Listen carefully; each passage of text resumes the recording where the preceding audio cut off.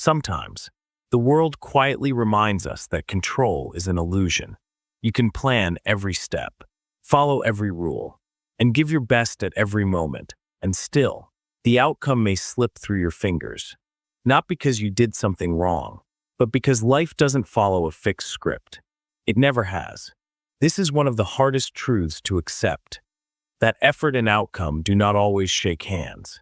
We're taught that if we just try hard enough, be good enough, care enough, everything will eventually fall into place. But reality doesn't always play by those rules. It's not personal, it's just how the game is wired. There are too many variables, too many moving pieces beyond your control. The timing, the context, the unseen decisions of others, sometimes, they all stack against you. You might apply for that dream job with the perfect resume and still not get a call. You might pour love into a relationship and watch it fade anyway. You might work for years on a goal, only to see it unravel in seconds. It's not fair, but it's also not your fault. This truth can feel heavy. It can make you question whether it's even worth trying. But here's the deeper shift. Once you understand that you are not owed a result just because you did everything right, you begin to find freedom. You stop tying your self-worth to the scoreboard. You realize the value of effort lies in the integrity with which you showed up, not in the prize you hoped to win. Failure, in this light, becomes less of a punishment and more of a passing cloud. You understand that sometimes, failure is just the price of being alive in an unpredictable world. And knowing that, even if you fall, you stood tall. With sincerity, with courage, with heart, that's its own quiet kind of success. So tonight, if you're lying there, replaying the times you gave your all and still didn't win, let this truth settle gently in your chest. You are not broken. You are not lesser. You're just human, in a world that doesn't always reward effort with outcomes. And yet, you tried. And that means something. That means everything. Close your eyes now, and let go of the pressure to win every time. The only thing that matters is that you showed up as yourself. And that's enough. Most people you meet won't remember you in 10 years. There's something humbling about the idea that most of the people you've crossed paths with, in schools, offices, public spaces, even in moments that felt significant, will barely remember your name a decade from now. Some won't even recognize your face if they pass you on the street. And that's not meant to be cruel. It's just how memory works. People move on. Their minds make space for new worries, new routines, and new people. What felt personal to you might have been a passing blur for them. It doesn't mean you didn't matter. It just means life keeps moving. And so do we. Sometimes we spend so much energy trying to be seen, to be remembered, to leave an impression. We shape ourselves around how we want to be perceived. We rehearse conversations, worry about the right words, play out social moments in our minds long after they're gone. But here's the quiet truth. Most of those people you were worried about are no longer thinking about you at all. Not because you weren't worth remembering, but because they're caught in their own lives, just like you are. And maybe, in a strange way, that's a relief. You're free. Free from needing to be perfect. Free from the pressure to always say the right thing. Free to just be, without constantly managing the version of yourself that lives in someone else's mind. Because most of those mental versions disappear over time anyway. So tonight, as you lie here, think of how many faces you've forgotten too. How many people who once filled entire days, classmates, coworkers, neighbors, are now just faint shapes in the background of your memory. It doesn't mean they weren't important. It just means you moved forward. That's what people do. And if most won't remember you in 10 years, maybe what matters most isn't being remembered, but being real, right now. Being kind, not for legacy, but for its own sake. Being present, not for validation, but because this moment is already slipping away. Let that thought be enough for tonight. You don't have to hold the world's attention, just your own. Here, now, breathe. You're not forgotten. You're just finally free from needing to be remembered. The happiest moments are often invisible while they're happening. There's a strange thing about happiness. It doesn't always feel like happiness when you're in the middle of it. Sometimes, the best days of your life don't come with a sign or a special feeling. They just pass, quietly, like any other day. You don't realize you were in something good until you're looking back on it. You might remember sitting with a friend, laughing about nothing, or walking home in the soft evening light. At the time, it didn't feel extraordinary. There was no big event, no big reward, just a moment of calm. But years later, you find yourself thinking about that exact scene, wishing you could go back. That's the strange part. Those simple, ordinary days are often the ones we miss most. Happiness isn't always loud. It doesn't always announce itself with excitement or celebration. More often, it's hidden in small routines, in peaceful silences, in being near someone who makes you feel safe.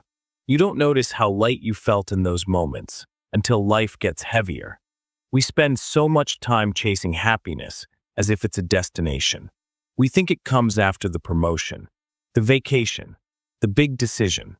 But the truth is, it slips quietly into the spaces between goals. It hides in the in-between, the times when you weren't trying so hard to be happy. And when those moments pass, we don't remember the details. We just remember the feeling of being okay, of not needing more. And then we realize those were the moments that mattered. So tonight, think about the small things that happened today. Maybe nothing huge happened, but maybe there was laughter, or a cup of coffee that tasted just right, or a moment of peace. That could be happiness, just wearing a quiet disguise. Don't wait for happiness to look like a celebration. It often looks like stillness. Your brain lies to you every day to protect your ego. It's unsettling to think that your own mind might not be telling you the full truth. But it's not because it's broken. In fact, your brain is doing what it was designed to do, protect you. Not from danger, but from discomfort, from shame, from reality that's a little too sharp around the edges. Every day, your brain filters information in a way that helps you feel stable. It edits your memories, reshapes your failures, softens your flaws. It gives you reasons for things you can't explain. And sometimes, it convinces you that you're the good one, even when you weren't. This isn't about lying in a cruel sense. It's more about survival. We need to believe we're decent, that our actions made sense, that our intentions were pure. So the brain builds a version of events that supports that belief, even if it's not fully accurate. You remember the argument, but not what you said first. You remember how hurt you felt, but not how much you hurt them.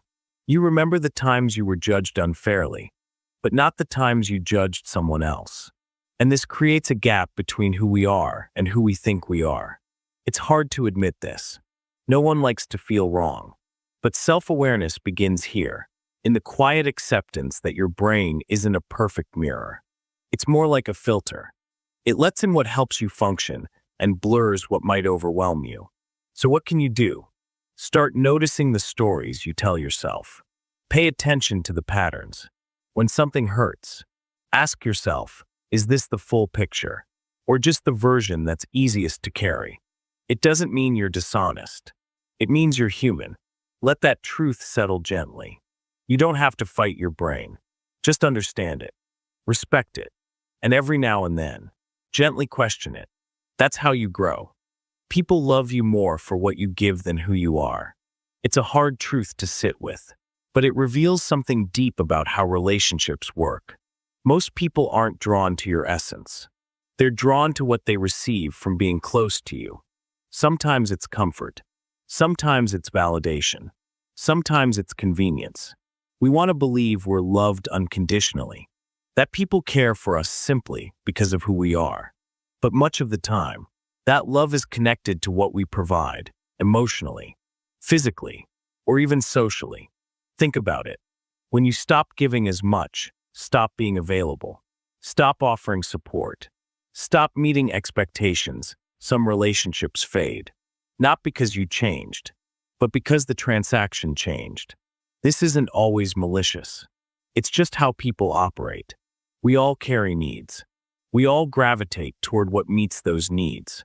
It's natural, but it does raise a question. If you stopped giving, would they still be there? It's not about being cynical. It's about being aware. You are valuable beyond your usefulness. But not everyone sees that. And those who only stay for what you offer were never really seeing you to begin with.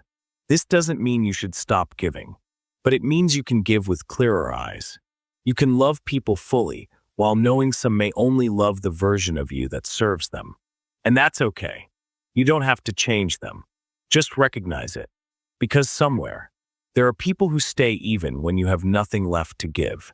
People who don't measure your worth by how much you offer. People who just like being around you quietly, gently, honestly. Those are the ones who matter. And when you find them, hold them close. Your memories aren't accurate, they're comforting fictions. Memory feels like truth. It feels like a video you can rewind. But the truth is, your memories aren't recordings, they're reconstructions. And each time you remember something, your brain doesn't just replay it, rebuilds it. And every time you rebuild it, you change it just a little. Your brain fills in gaps with guesses. It smooths over confusion with logic. It edits out pain, or sometimes exaggerates it. And over time, those edits become the story you live by. You might remember a conversation where someone hurt you, but not the way your own words landed. You might look back at a moment of success and forget the fear you carried with you at the time. Or you might remember a happy day that, in truth, felt complicated while you were living it. Memory doesn't ask permission. It just reshapes. And it does this not to deceive you, but to protect you. Your brain wants your identity to feel stable. It wants your story to make sense. So it alters the past to fit the present. But here's where it gets tricky. We often make big decisions based on memories we trust completely, without realizing they may not be true in the way we believe. We hold grudges. We carry guilt. We define ourselves by events that didn't happen exactly the way we remember. So what can you do? You don't need to distrust every thought, but you can hold your memories more gently. Ask, is this how it really happened? Or is this how I needed it to happen? To understand it, when you loosen your grip on memory, you open space for nuance, for empathy, for peace. You stop needing the past to be perfect. And that, quietly, sets you free. Most of what you believe is a product of your environment. We like to think we believe what we believe because it's right, because it's true, because we figured it out. But the deeper truth is, most of your beliefs weren't chosen. They were inherited. Where you were born, what you were taught, who surrounded you when your mind was still soft. These are the roots of your worldview. Not logic, not proof, but proximity. The beliefs of your parents, the opinions of your peers, the culture in your school or neighborhood. These things shaped you before you ever had a choice. And as you got older, those early ideas hardened. They became yours, but they started somewhere else. It doesn't mean your beliefs are wrong. It just means they're not as original as you think. This can feel uncomfortable, but it's also liberating. Because if your beliefs were built, they can also be rebuilt. You can examine them. You can change them. You can decide what stays and what doesn't. That's real freedom, not in defending what you believe, but in understanding where it came from. So tonight, let your mind be still enough to ask, what do I believe because it's mine, and what do I believe because it was given to me? You don't need an answer right now. Just let the question echo for a while. That's how change begins. No one truly knows what happens after death. For all our science, our stories, our beliefs, this remains the quiet mystery at the edge of life. No one truly knows what happens after we die. We guess, we hope, we fear, we write books, build religions, we speak with confidence, often, but behind it all, there is only silence. People have devoted lifetimes to this question. Some say there's light, some say nothing, some say we return, some say we become part of everything. And yet, no one has returned with certainty. No one can show you. No one can explain it in a way that's undeniable. It's one of the rare things all humans share, the mystery, the not knowing, and the fact that we will all one day walk into it. That can be terrifying, but there's another way to see it. What if the mystery isn't a punishment, but a gift? What if the unknowable forces us to live here, to pay attention, to slow down, to love better? Because we don't know how much time we have. Maybe it's not about knowing what comes after, but learning how to be fully present now. We chase answers, but maybe some things are meant to stay open. Maybe this mystery keeps us humble, keeps us human, keeps us close to each other in the ways that matter most. So if your mind wanders tonight to the idea of death, let it wander, but let it return gently to this moment, the one you still have, the one where your breath is steady, your heart is soft, and you're still here. That's enough. For now, that's enough. Time only moves forward, and it takes everything with it. There's something deeply quiet about time. It never rushes, never pauses. It doesn't look back. It just keeps moving forward, with or without your permission. And as it moves, it takes things with it. People, moments, entire versions of yourself that no longer exist.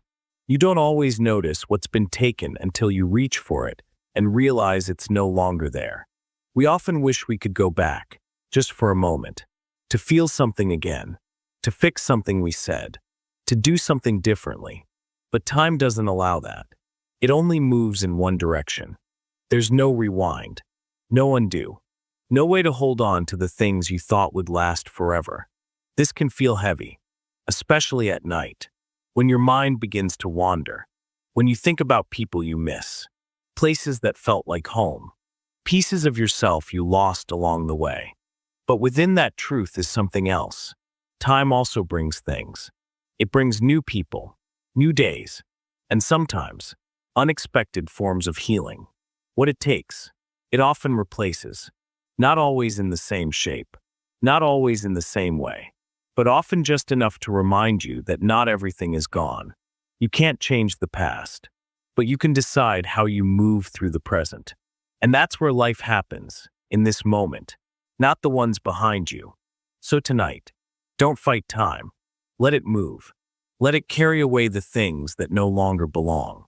And let it bring you softly into what comes next. You're not falling behind. You're just being carried forward, like everyone else.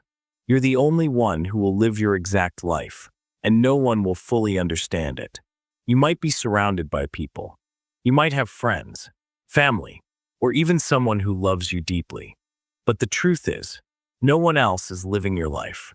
No one else will ever see the world exactly the way you do. Your experiences, your memories, your inner thoughts, they're yours alone. And that means even when someone says they understand you, there's a limit. They might understand parts. They might relate, but they'll never feel your life from the inside. No one will ever know the exact weight of what you've carried. This can feel isolating, like you're invisible in some way, even in a crowded room. But it can also be grounding, because if your life is this unique, then you don't need to live by comparison. You don't need to measure your worth by someone else's journey. Your story isn't supposed to match anyone else's. Sometimes we wait for people to get us before we allow ourselves to feel seen. But maybe it's enough to understand yourself, to listen to your own voice, to validate your own experiences. You don't need permission to exist as you are. So as you drift off tonight, let go of the need to be fully understood. It's okay if no one else truly gets it. What matters is that you do, that you stay honest with yourself, that you continue to walk your path, even if it's quiet, even if it's different. It's yours, and that's what makes it meaningful. Loneliness doesn't always go away when you're around others. Being alone and feeling lonely are not the same thing. You can be surrounded by people, laughing, talking, even feeling loved, and still feel a quiet ache inside. That ache is loneliness. And it doesn't always leave just because someone's near you. This truth can be hard to accept. We're taught that connection cures everything, that relationships are the answer. But sometimes, even in connection, we feel a gap, something missing, a part of us still unseen. This doesn't mean the people around you don't care. It just means that certain parts of you feel unshared, unspoken, unmet. Loneliness often comes from not being fully known, from holding back parts of yourself out of fear, shame, or just not knowing how to express them. It also comes from changes, when someone leaves, when you move, when life shifts and the familiar becomes distant. There's no quick fix, but there is a way to sit with it more gently. Start by being honest with yourself. Notice the moments when you feel alone, even if others are around. Don't judge it. Just notice. Ask, what part of me feels unseen right now? Sometimes, the answer is simple. Sometimes, it's layered. But either way, the act of naming it can ease the weight. You don't have to be endlessly social to feel connected. Sometimes, connection starts with your own attention, your willingness to stay with yourself, even in silence.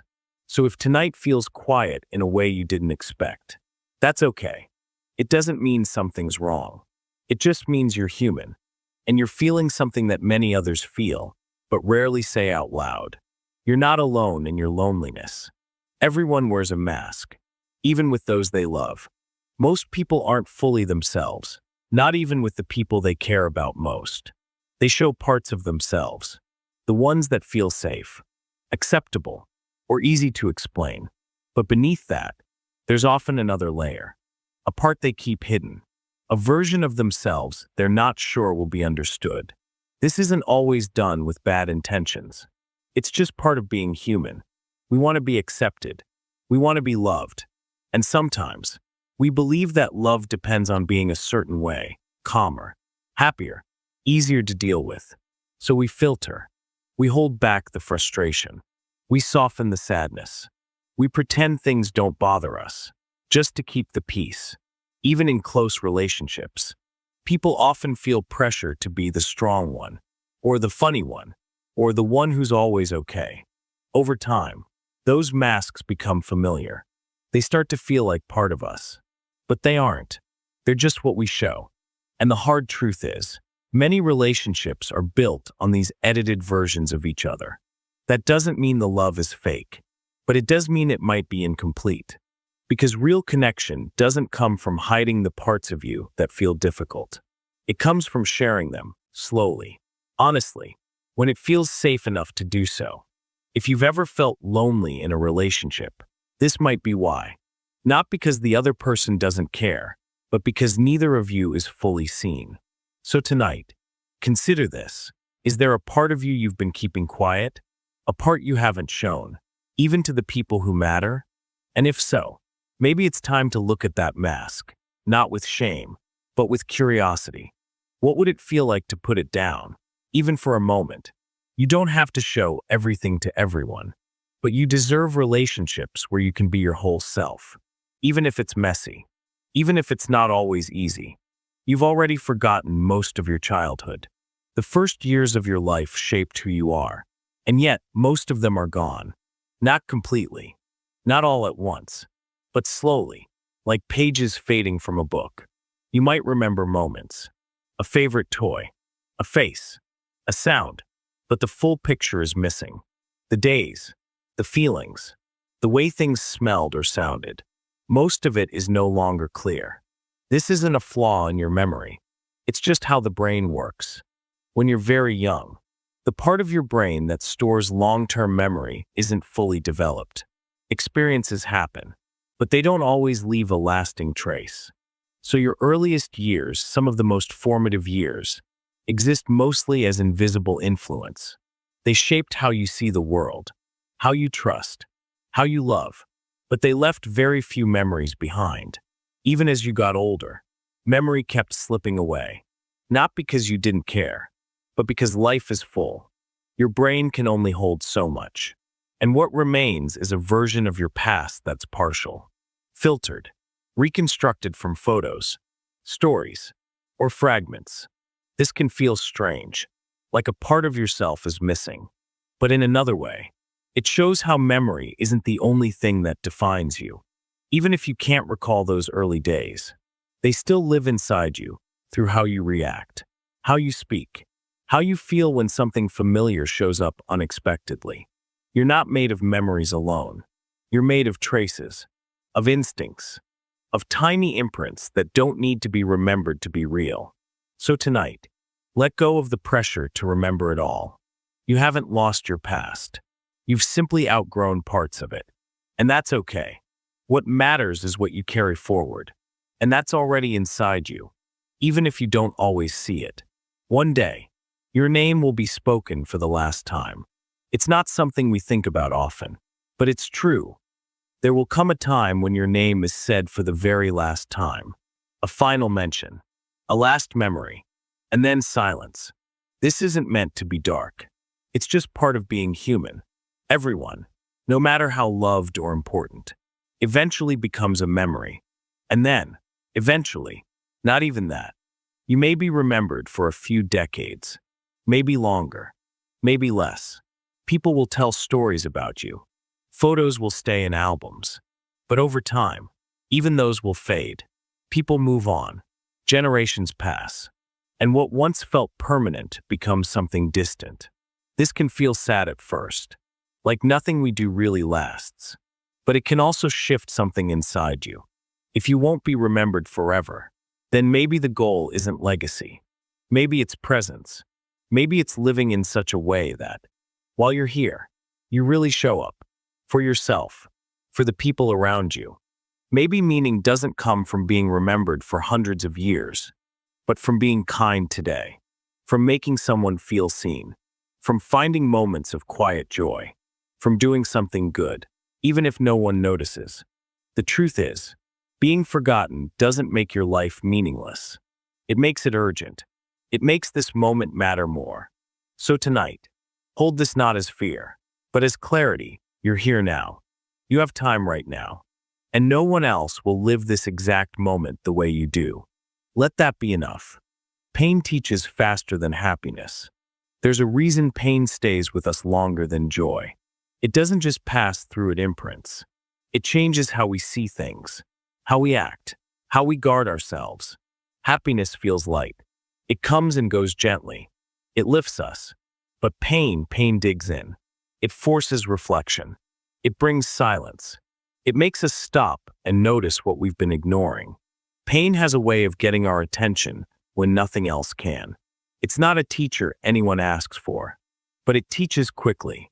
It teaches clearly. You remember what hurt. You remember who walked away. You remember the mistakes that cost you something important. And those memories shape what you do next. You speak more carefully. You listen differently. You think twice before trusting someone too fast. You begin to understand people who are going through the things you once went through. You grow. Happiness doesn't always make you pause and think. Pain does. And sometimes, the lessons it leaves behind are the ones that help you move forward with more care, more depth, and more awareness. That doesn't mean pain is good. It doesn't mean you have to be thankful for it. It just means it can leave something behind besides hurt. So if you're still carrying pain from something recent or something old, don't rush to push it away. Let it speak. Let it show you what it's trying to say. And when the pain has said what it needs to say, let it rest. You don't need to carry it forever, just long enough to understand what it left behind. Intelligence doesn't guarantee a good life. Being smart doesn't protect you from hardship. It doesn't guarantee peace. It doesn't ensure love, or fulfillment, or rest. Intelligence can solve problems, but it can also make you overthink everything. Smart people often carry more weight, not less. They see every possible outcome. They think about what could go wrong. They analyze feelings instead of just feeling them. They find meaning in things that others might overlook, and sometimes, that makes life heavier. Being intelligent can isolate you. You might struggle to connect with people who don't think like you. You might see flaws in things most people accept. And that awareness, while useful, can also be exhausting. Intelligence can make you successful. It can help you understand the world, but it doesn't protect your heart. It doesn't calm your mind at night. It doesn't replace kindness, or joy, or connection. Sometimes, the people with the deepest thoughts are also the ones who feel the most alone.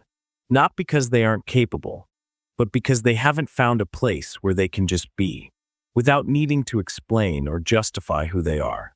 So if you're intelligent, and life still feels hard, that's not a failure. That's normal. Being smart doesn't mean being happy. Being understood doesn't mean being at peace. And that's okay. What matters isn't how much you know. It's how you treat yourself, how you rest, how you find small moments of calm, even when your thoughts won't stop. People want truth until it makes them uncomfortable. It's easy to say you want honesty. It's harder to hear it when it doesn't match what you hoped for. People often ask for truth, but what they really want is a version of it that feels safe. That doesn't hurt. That fits within what they already believe. The moment truth challenges that, it becomes uncomfortable. And that discomfort makes people defensive, angry, or even distant. This isn't because they're weak. It's because truth can be sharp. It cuts through what we've built, ideas about ourselves, about others, about the world. And when that happens, the instinct is to push back, to avoid, to explain it away. You've probably seen this before. Maybe you told someone how you really felt, and they turned cold. Maybe you shared something important, and it wasn't received well. Not because you were wrong, but because the truth wasn't easy to hear. And maybe you've done it too. We all have. It's human to want comfort over clarity. But growth only happens when we choose to stay present with the discomfort, when we listen, even when it stings. Truth isn't always kind, but it's always clean. It clears the fog. It shows what's real. So tonight, think about the truths you've avoided, the ones you've softened, the ones you haven't said because you were afraid of what would happen if you did. You don't have to speak every truth out loud, but you do owe it to yourself to recognize them, to hold them quietly, with honesty, even when they feel uncomfortable. That's how you stay real. That's how you stay free. You're not in control of your thoughts. You just think you are. Every day, thousands of thoughts pass through your mind. Some feel helpful. Some feel random. Others come from nowhere and leave just as quickly. But what's important to realize is this: you don't choose most of them. You don't sit down and decide to worry. You don't plan to remember something painful. You don't invite a thought in. It just shows up. And that can be unsettling. We like to believe we're in control, that our minds are logical, that we are the ones steering. But the truth is, the brain doesn't work that way. It's more like a stream than a machine. Thoughts flow through, often triggered by memories, emotions, or things you're not even aware of. Some of those thoughts repeat, not because you want them to, but because the brain is trying to process something unresolved. Other thoughts just drift in from habit, or from old fears you haven't looked at in a long time. This doesn't mean you're broken. It means you're human. What matters is not what thoughts appear, but how you respond to them. You can't control the stream, but you can choose whether to wade into it or let it pass by. You don't need to fight your thoughts. Just notice them. Let them rise and fall. Not every thought deserves your attention. Not every thought is true. And not every thought is you. So if tonight your mind feels noisy, don't panic. Let it talk. Let it move. You don't have to silence it. You just have to stop believing everything it says. That small shift, that quiet awareness, is what gives you your power back. Success often depends more on timing than talent. We're told that success is about hard work, about talent, about dedication. And while those things matter, they're not the whole story. There's something else, something no one controls: timing. You could be incredibly skilled, incredibly prepared, and still not succeed, simply because the timing wasn't right. The market wasn't ready. The opportunity hadn't opened. The people who needed to see you weren't looking yet. And someone else, maybe with less experience or less talent, might succeed not because they were better, but because they arrived at the right moment. This can feel unfair, but it's not about fairness. It's about understanding how much of life is shaped by things outside of your hands. Timing decides a lot, and sometimes that means success takes longer than you hoped. or it looks different than you imagined, or it shows up when you've already stopped expecting it. That doesn't mean your efforts were wasted. It doesn't mean your work has no value. It just means the result didn't land where you thought it would. So if you've been trying, and it still hasn't happened, don't rush to blame yourself. Maybe it's not about doing more. Maybe it's about holding steady and being ready when the right moment comes. And it will. Eventually, it will. There's no such thing as a completely selfless act. People often talk about selflessness as if true kindness means expecting nothing in return. But if you look closer, you'll see that even the most generous actions are connected to something deeper. When you help someone, it feels good. When you give, you feel needed. When you support someone through something hard, you feel more connected. Even if you're not looking for praise or reward, your actions still give you something meaning, peace, a sense of identity. This doesn't make your kindness fake. It just means it's layered. Humans are wired for emotional exchange. We do things for others, but we're also doing them for ourselves because it aligns with our values, or relieves our guilt, or helps us feel useful. It's not wrong. It's natural. True selflessness isn't about having no personal feeling. It's about acting from a place of care, even when it's inconvenient, even when it costs you something, even when no one's watching. The idea of a completely selfless act, one with zero emotional benefit, is more of an ideal than a reality. But maybe that's okay. Maybe kindness doesn't have to be pure to be real. What matters is the intention behind it. What matters is that you showed up, even when you didn't have to. So if you've ever questioned your goodness because you felt something in return, don't. You're not selfish. You're just human. Every person you love will either leave you or die first. This is a truth many avoid because it's painful, but it's part of being human. Everyone you love, whether it's family, a friend, or someone you've shared your heart with, will either leave your life or you will leave theirs. Some departures will come slowly, others suddenly, some with warning, others without a single sign. It might be distance, it might be time, it might be a quiet falling apart, or a painful goodbye.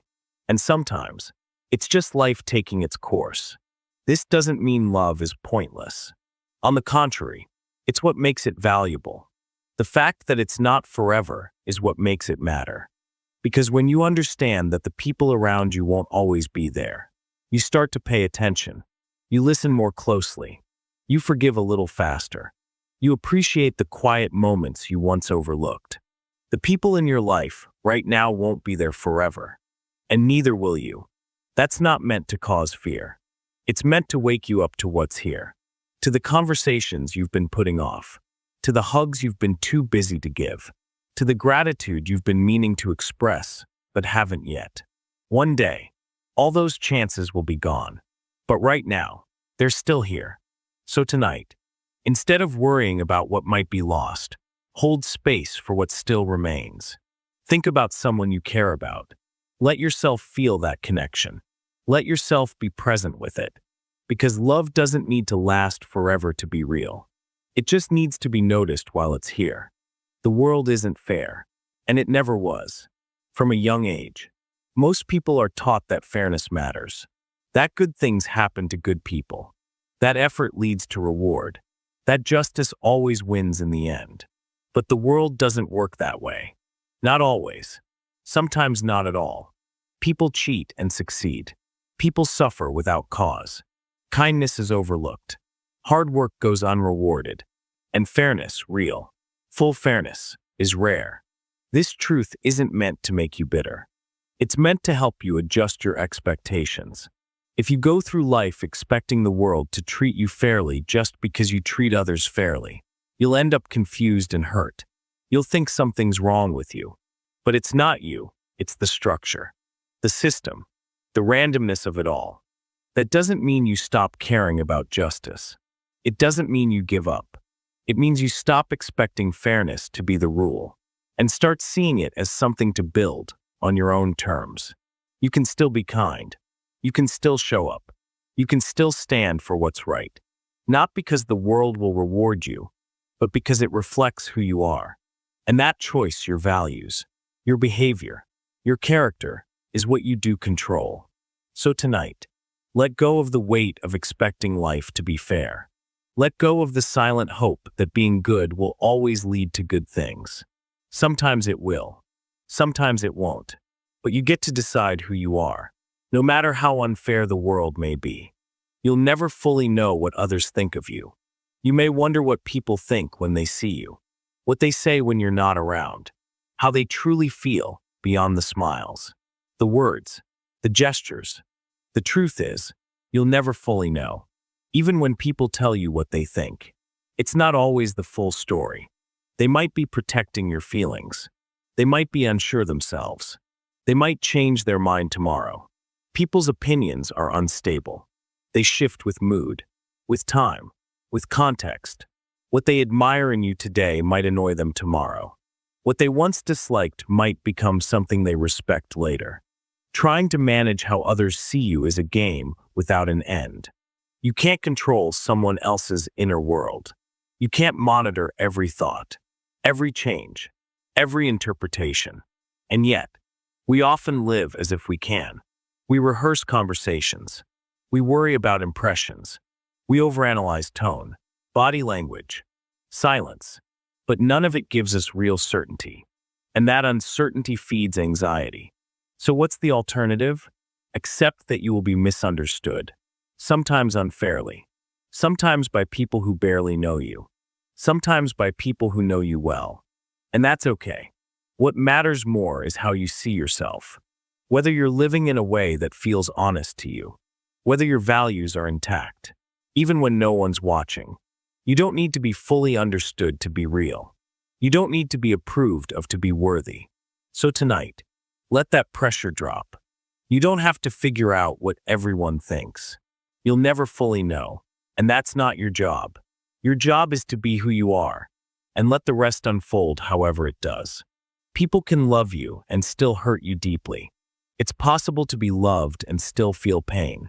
The people who care about you the most can also be the ones who unintentionally cause you the most harm. Not all hurt comes from hate. Sometimes, it comes from fear. Sometimes, from confusion. Sometimes, from people doing the best they can, but not knowing how to love you in the way you need. Love doesn't guarantee understanding. It doesn't always come with emotional maturity or the ability to communicate clearly. A person might love you and still say something careless. They might love you and still make you feel small, unheard, or invisible. This doesn't mean their love isn't real, but it does mean it's imperfect. And that's something we all have to face. That love, even strong, sincere love, isn't always safe. It can still disappoint. It can still trigger old wounds. It can still fall short of what you hoped for. That's why setting boundaries isn't about pushing people away. It's about protecting yourself, even from people who love you, especially from them. Because love, on its own, is not always enough. It needs to be paired with respect, with effort, with the willingness to grow. So if someone has hurt you, even though they love you, it's okay to feel both things at once, to acknowledge the care and the pain, to carry both truths. You don't need to choose between love and self-protection. You can love from a distance. You can forgive without forgetting. You can care while still saying, "That was not okay." Tonight, let go of the idea that love has to be perfect to be valid. Let go of the pressure to make sense of people's contradictions. You're allowed to feel what you feel, even when love is involved. Most friendships are temporary, no matter how strong they seem. There are friendships you once thought would last forever. People you spoke to every day. People you made plans with, shared secrets with, laughed with in ways that made you feel seen. And then a life changed. One of you moved. Priorities shifted. Time got in the way. And slowly, the connection faded. Not because of a fight. Not because of anger. Just life. Most friendships don't end dramatically. They just become quieter, less frequent, until one day, you realize it's been months since you last spoke, and you're not sure why. This can be hard to accept, especially when those friendships once felt unbreakable. but it's part of how relationships work. People grow. Environments change. Needs evolve. Some friendships are meant for a certain season. They show up when you need them. They help you through something. They shape who you become. And then, they gently move into the past. That doesn't make them less real. It just makes them complete. It's okay to miss people you no longer talk to. It's okay to feel a quiet sadness when you think of them. That feeling doesn't mean something went wrong. It just means they mattered. Not every bond is meant to last forever. But that doesn't mean it wasn't worth having. Tonight, if an old friend comes to mind, let that memory be enough. You don't need to go back to feel grateful. You can honor what you had and still move forward. Being busy doesn't mean you're doing anything meaningful. It's easy to fill your days, easy to stay in motion. Meetings, messages, errands, tasks. You can go hours, even weeks, without a single moment of stillness. And because you're busy, you feel like you're doing something important. But activity isn't the same as meaning. And productivity doesn't always lead to peace. Sometimes, we stay busy because it's easier than facing the quiet. It keeps the harder questions at bay. What do I really want? Am I living in a way that feels true to me? What am I avoiding? Busyness is often a kind of escape. It gives us the illusion of control.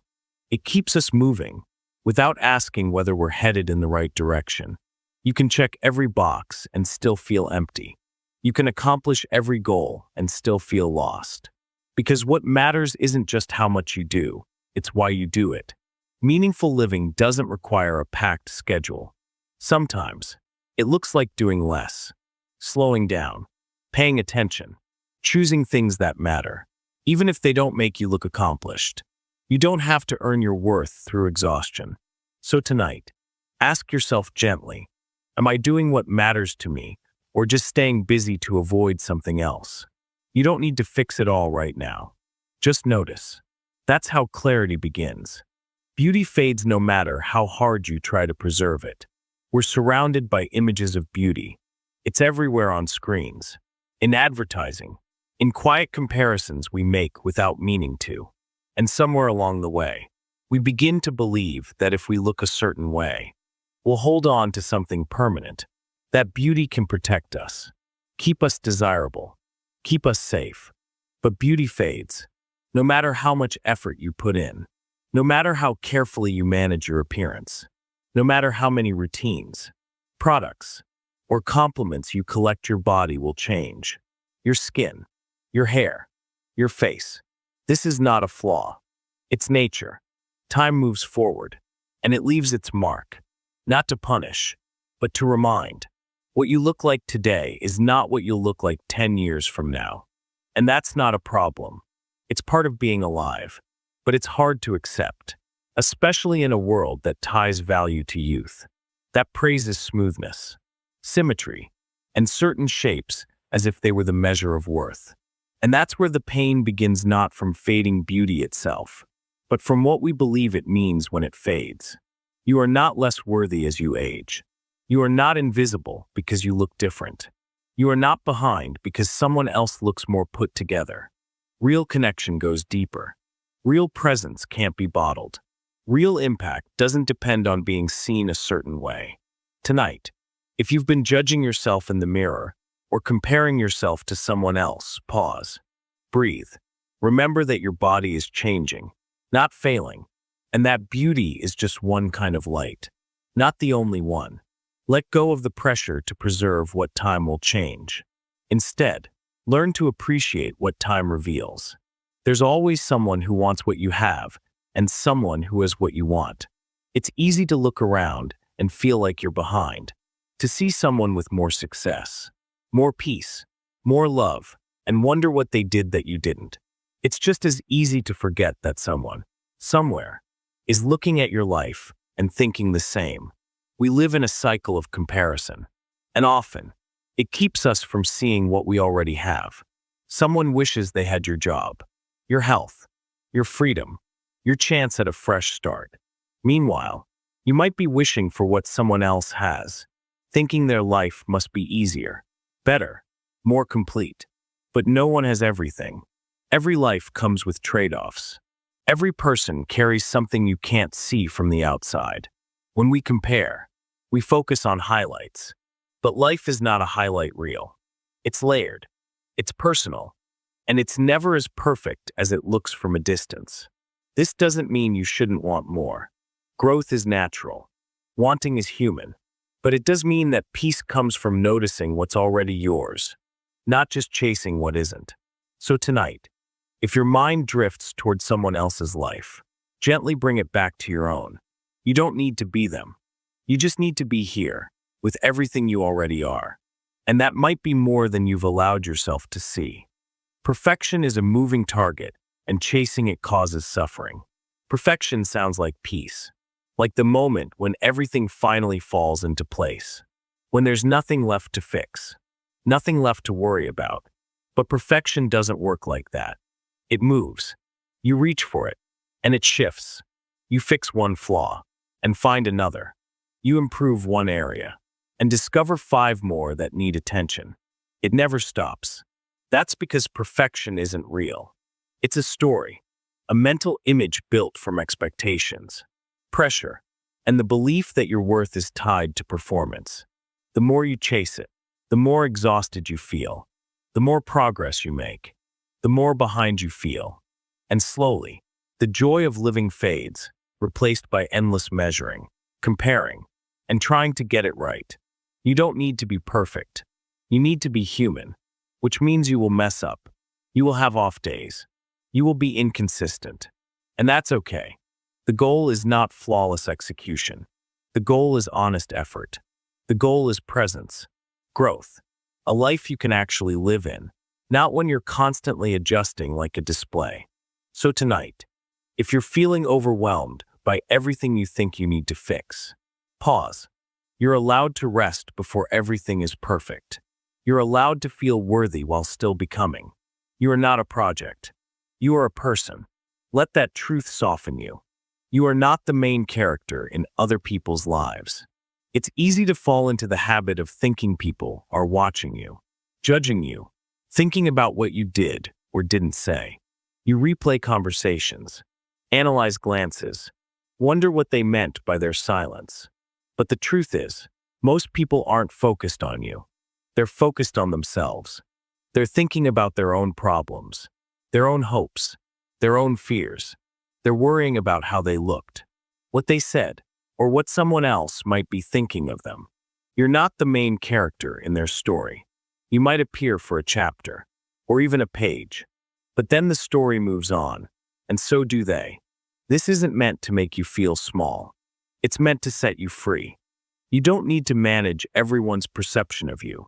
You don't need to constantly monitor how you're coming across, because chances are, no one is thinking about it nearly as much as you are.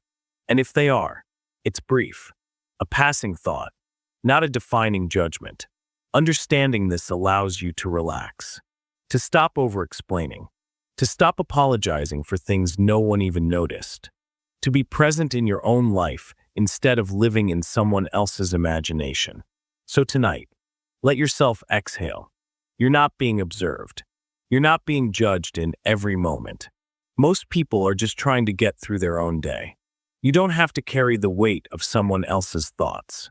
You probably weren't the focus of them to begin with.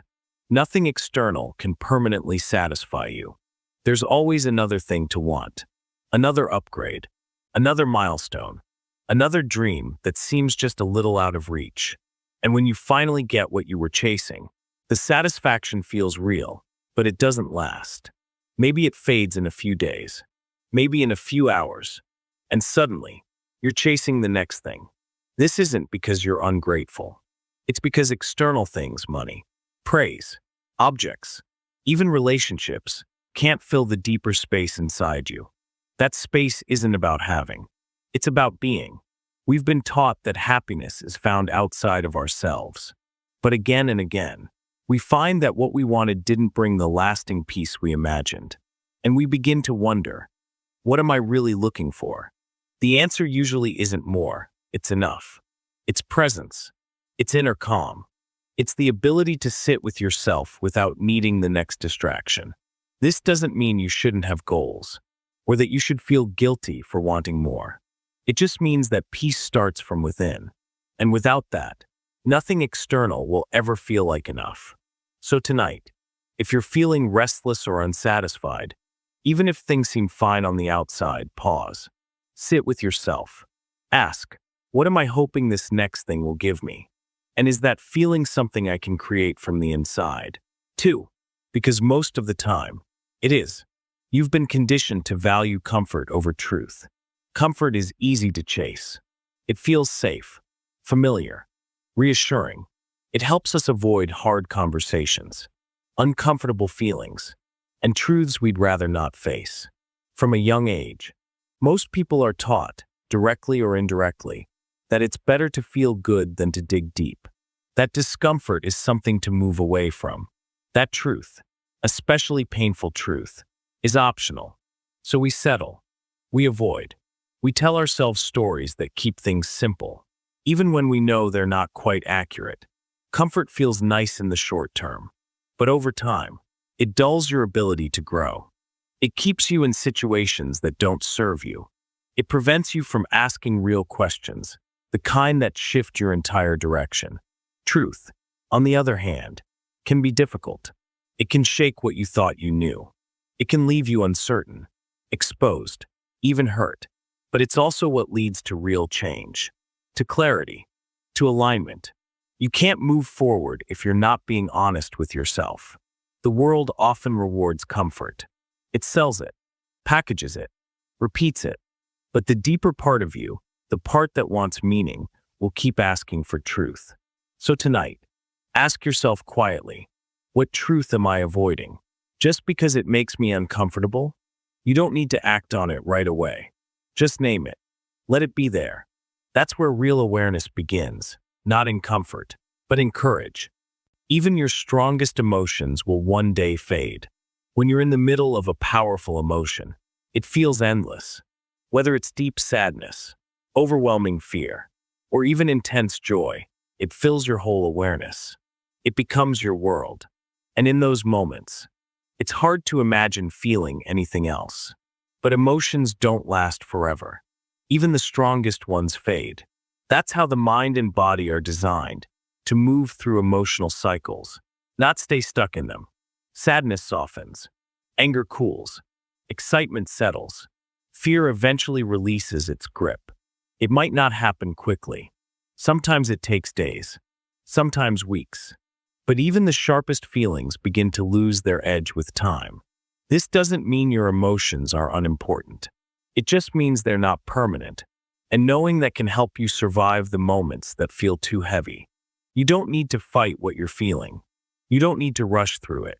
You just need to remember that it won't stay this strong forever. Your mind and body will shift, like weather passing over a landscape. The sky clears again, and when it does, you can breathe a little easier. So tonight, if something inside you feels too loud or too painful, don't panic. Don't judge yourself for feeling it. Just sit with it, acknowledge it, and let time do what it does best. This won't last forever. You're allowed to wait it out quietly, patiently, until the weight begins to lift. No matter how much you achieve, you'll still crave more. You set a goal. You work hard. You reach it. And for a while, you feel proud. You feel satisfied. But then something happens. The feeling fades. You start thinking about what's next. What's higher? What's bigger? What's better? It happens quietly, but quickly. And soon, the thing that once felt like a huge win becomes your new normal. And you begin chasing the next achievement. This isn't because you're greedy. It's because the human brain is wired for growth, for motion, for forward momentum. And while that drive can be useful, it can also leave you restless. You might achieve everything you once dreamed of, and still feel like it's not enough. That's because external accomplishments can't fully satisfy internal needs. You can win awards, build a career, hit milestones, and still feel a quiet emptiness underneath it all. That emptiness isn't a failure. It's a reminder, a signal that you may need more than success. You may need meaning, connection, peace, Stillness. Achievement is not a problem, but chasing it endlessly, believing it will finally make you feel whole, can become exhausting. So tonight, take a moment to notice where you're placing your energy. Ask yourself, what am I really chasing right now? And what do I think it will give me? If the answer is peace, you may already have access to it. Not in the next goal, but in this quiet moment, right here, as you are. Everyone dies with unfinished dreams. No one leaves this world having completed everything they hoped for. No matter how productive, organized, or driven a person is, there are always things left undone. Projects paused, words unspoken, paths never taken. This is not a flaw. It's a fact. We imagine that we'll get around to everything eventually, that we'll have time to fix what's broken, to chase what we've ignored, to say what we've been meaning to say. But life doesn't work that cleanly. There are limits of time, energy, and circumstance. And even if you do your best, some dreams will go unfulfilled. Some goals will stay out of reach. Some endings won't be neat or resolved. This isn't something to fear. It's something to understand. When you realize that everyone leaves things undone, it helps you focus on what matters most. You stop trying to do everything. You stop waiting for the perfect time. And you start doing what feels meaningful now. You write the letter. You start the project.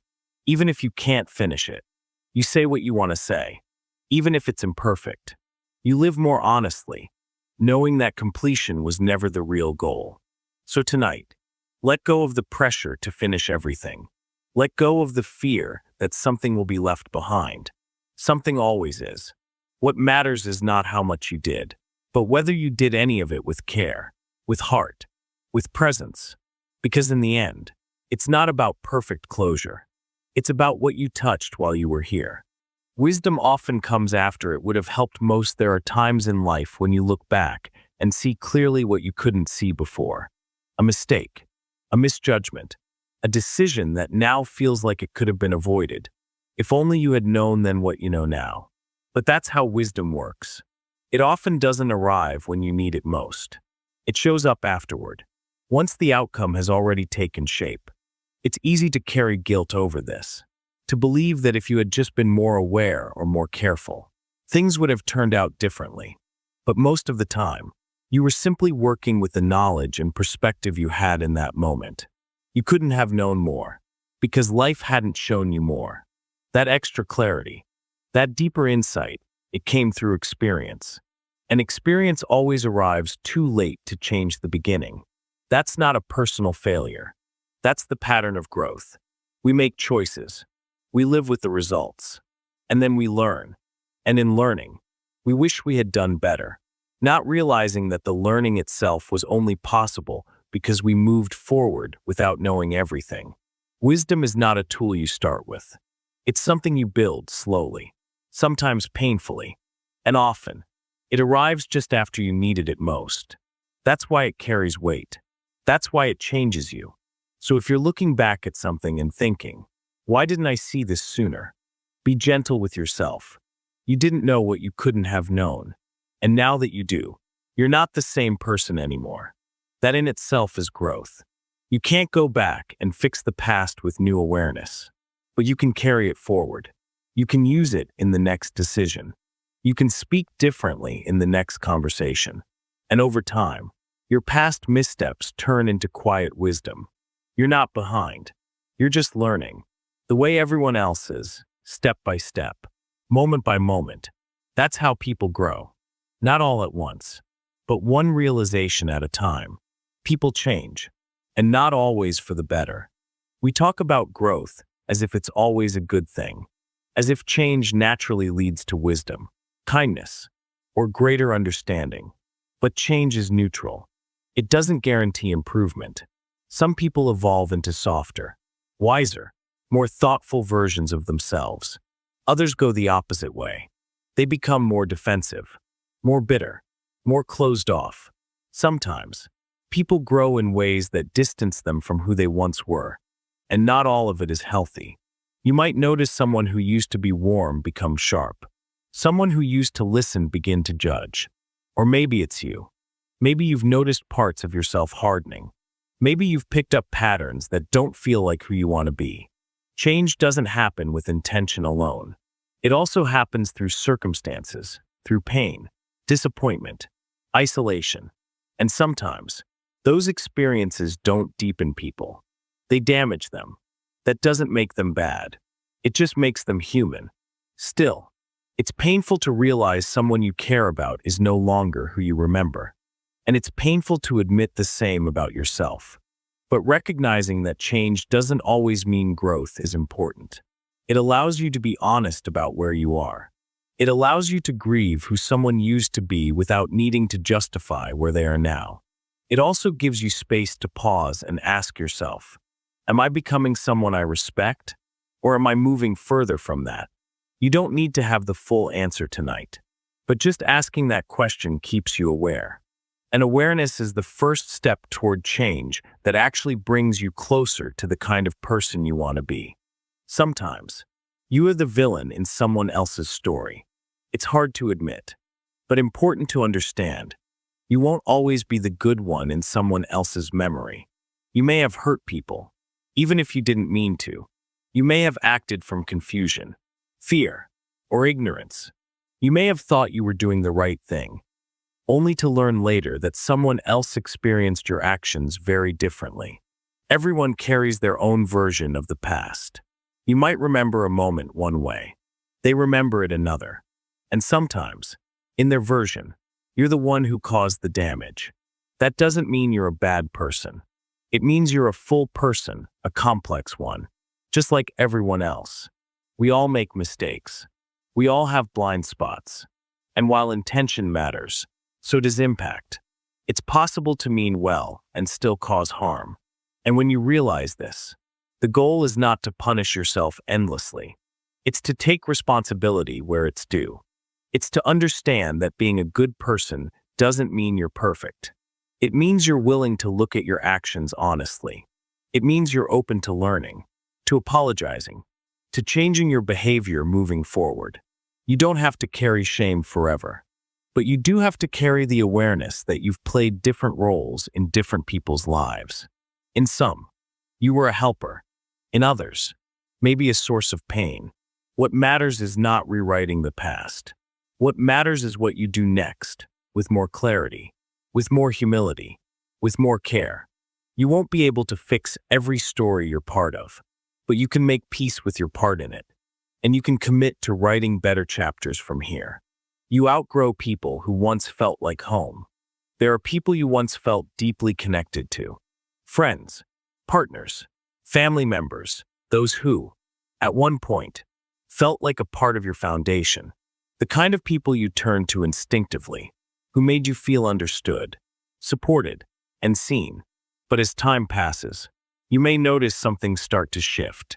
The conversations don't feel the same. The closeness fades. You change. They change. And what once felt like home now feels unfamiliar. This is a part of growing that people don't often talk about. You outgrow not just places or jobs, but relationships too. It doesn't mean there was a fight. It doesn't mean someone did something wrong. It just means you're not the same person you used to be. And neither are they. Your values may have shifted. Your priorities may have changed. What you need from connection may now be different. And sometimes, continuing the relationship as it was begins to feel forced. That can be painful. There's grief in letting go of something that was once meaningful. There's sadness in realizing someone you used to talk to every day is no longer a part of your life in the same way. But this doesn't make the past any less real. Those moments still mattered. That closeness was still valid. And it helped shape who you became. Letting go doesn't erase what once was. It simply makes room for what is and what's next. You're allowed to move forward, even without a dramatic ending. You're allowed to grow beyond people, quietly and respectfully. And if a part of you still misses them, that's okay too. Missing someone doesn't mean you have to go back. It just means you're human. And change, especially the kind that involves people, is rarely clean or easy. Tonight, if you're thinking about someone who was once close, take a breath. Thank them in your mind for what they gave you. Then give yourself permission to keep growing, even if it means growing apart. Comfort zones slowly shrink your potential. A comfort zone feels safe, familiar, predictable. It's the space where you know what to expect, where things rarely surprise you. And in some moments, that's exactly what you need.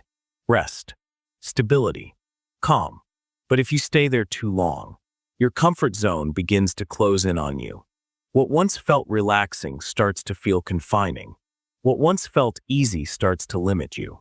Growth doesn't happen in the space where everything is known. It happens when you step just slightly beyond that, into uncertainty, into challenge, into discomfort. That's where your edges expand. That's where you discover abilities and resilience you didn't know you had.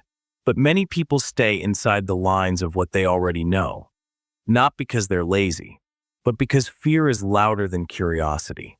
What if I fail? What if I'm not good at it? What if it's worse than what I have now? These are natural questions, but they also keep you in place. And over time, the longer you stay within the lines, the smaller your world becomes. You stop trying new things. You stop asking new questions. You convince yourself this is enough, even when a part of you knows it's not. Breaking out of a comfort zone doesn't require massive change. It's often just a small decision. One step forward, one honest conversation, one risk you've been avoiding. And slowly, that step becomes a path. And the fear that once felt so big begins to lose its power. Tonight, ask yourself gently, is my comfort zone protecting me or limiting me? You'll know the answer by the way your body feels when you imagine going further. Don't rush it. Just notice. And when you're ready, take one small step beyond what's familiar. That's where life starts to open again. Most people you admire have hidden fears you'll never see. It's easy to assume that confident people have it all figured out, that the people you admire, whether they're public figures, leaders, or even someone in your own life, walk through the world with certainty, clarity, and control. But beneath the surface, most people are carrying fears, insecurities, and self-doubt you'll never see. They may look composed on the outside, but inside they question themselves more than you'd guess. They may succeed at something, only to worry that it was luck. They may speak with authority, and then lie awake at night wondering if they got it all wrong. This isn't weakness. It's human nature. The difference between you and the people you admire is not that they're fearless. It's that they've learned to move through fear anyway. They've learned to act despite the doubt. And they've learned that confidence isn't the absence of insecurity. It's the quiet willingness to keep going in spite of it. When you compare your inner world to someone else's outer image, you create an unfair story. You assume their calm means they don't struggle. You assume their success means they don't feel afraid. But the truth is, most people are more like you than you realize. They're just better at hiding the messy parts, or they've had more time to learn how to carry them without letting them take over. So tonight, if you're doubting yourself while looking up to someone else, pause. Remind yourself that everyone is working through something. You're not behind. You're just being honest with your experience. And that honesty is more powerful than you think. You'll miss parts of your current life later, even the boring ones. There are moments in life that seem completely ordinary. The daily walk to the kitchen, the late-night conversations, the errands, the routines, the background noise of regular life. At the time, these things feel forgettable. You move through them without thinking, assuming they'll always be there. But one day, they won't be, and you'll look back and miss the simplicity of it all. The version of your life that felt uneventful may later feel golden. You'll miss the way things were before change came. Before people moved, relationships shifted, or time pulled things in a new direction. You'll remember the comfort of what once annoyed you, the familiar patterns you took for granted, the quiet hours that now seem precious. This is one of the most overlooked truths about life. Some of the things you complain about now will one day become the things you ache to experience again. It's not because they were perfect, but because they were yours. They were real. and they were part of a chapter that can never be fully recreated. That's not meant to make you fearful. It's meant to bring you back into the moment, to notice what's here, to pay attention to what you've been rushing through. Tonight, as you wind down, think about the parts of your life that feel routine, the people you see every day, the spaces you move through without thought. Try to slow down enough to feel them, because one day, you might remember this exact ordinary moment and wish you had held it just a little longer. Fear often controls more of your life than you realize. Most people think they're making decisions based on logic. They tell themselves they're choosing what's best, what makes sense, or what's practical. But often, it's fear that's in charge, quietly shaping the choices behind the scenes. Fear doesn't always shout. Sometimes it whispers. It tells you to stay in the job that drains you. It tells you not to speak up when something doesn't feel right. It convinces you to hold back, to play small, to settle for what feels safe. You don't notice how much it's guiding you until you step back and ask, am I choosing this because I truly want it, or because I'm afraid of what might happen if I don't? That question is uncomfortable, but it's necessary, because fear isn't always a bad thing. It's there to protect you. It keeps you from danger. It reminds you of risk. But left unexamined, fear can start running your life. It can make you avoid growth, avoid truth, and avoid yourself. And you may not even realize it's happening. It disguises itself as reason, as maturity, as caution. And over time, it becomes normal. You forget what it feels like to move from a place of clarity rather than protection. The good news is, fear doesn't have to disappear for you to move forward. You don't need to eliminate it. You just need to see it, to name it, and to gently decide that it doesn't get the final say. Tonight, take a moment to ask yourself where fear might be making decisions for you. You don't need to change everything right now. Just notice, and begin the slow practice of listening to your deeper voice, the one that wants to live, not just survive. That's how you begin to take your power back. One choice at a time.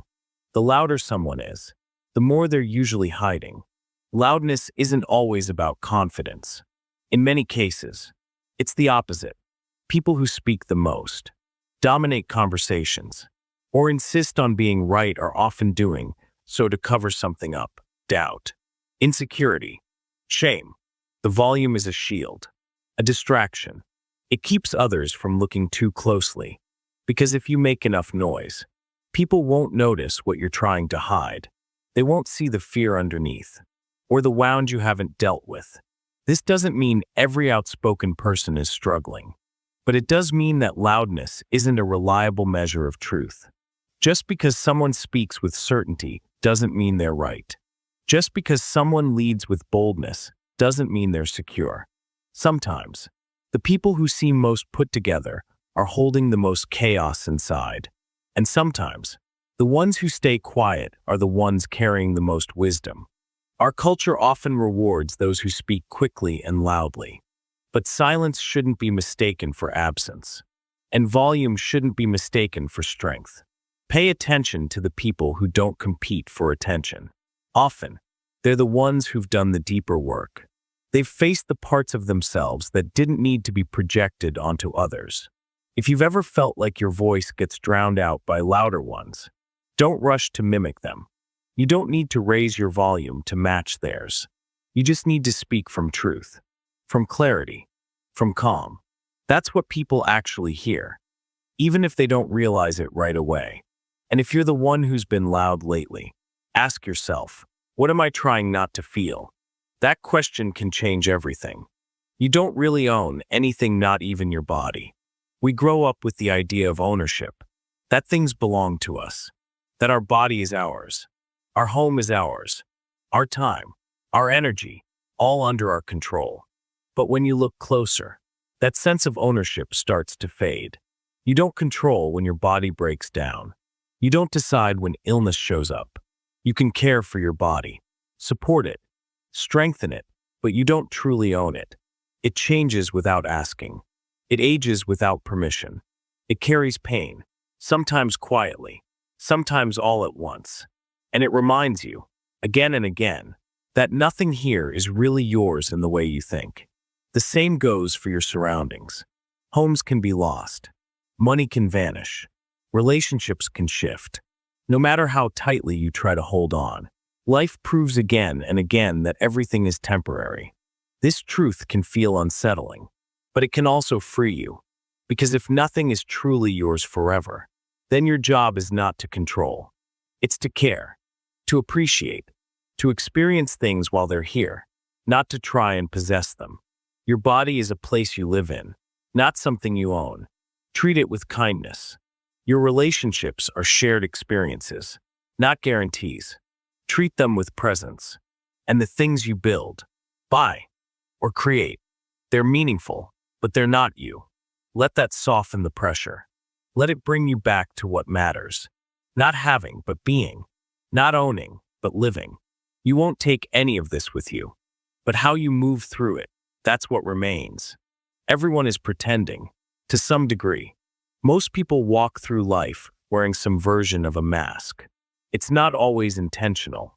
It's not always deceptive. It's just part of being human in a world where complete honesty feels risky. So we smile when we're not okay. We nod even when we disagree.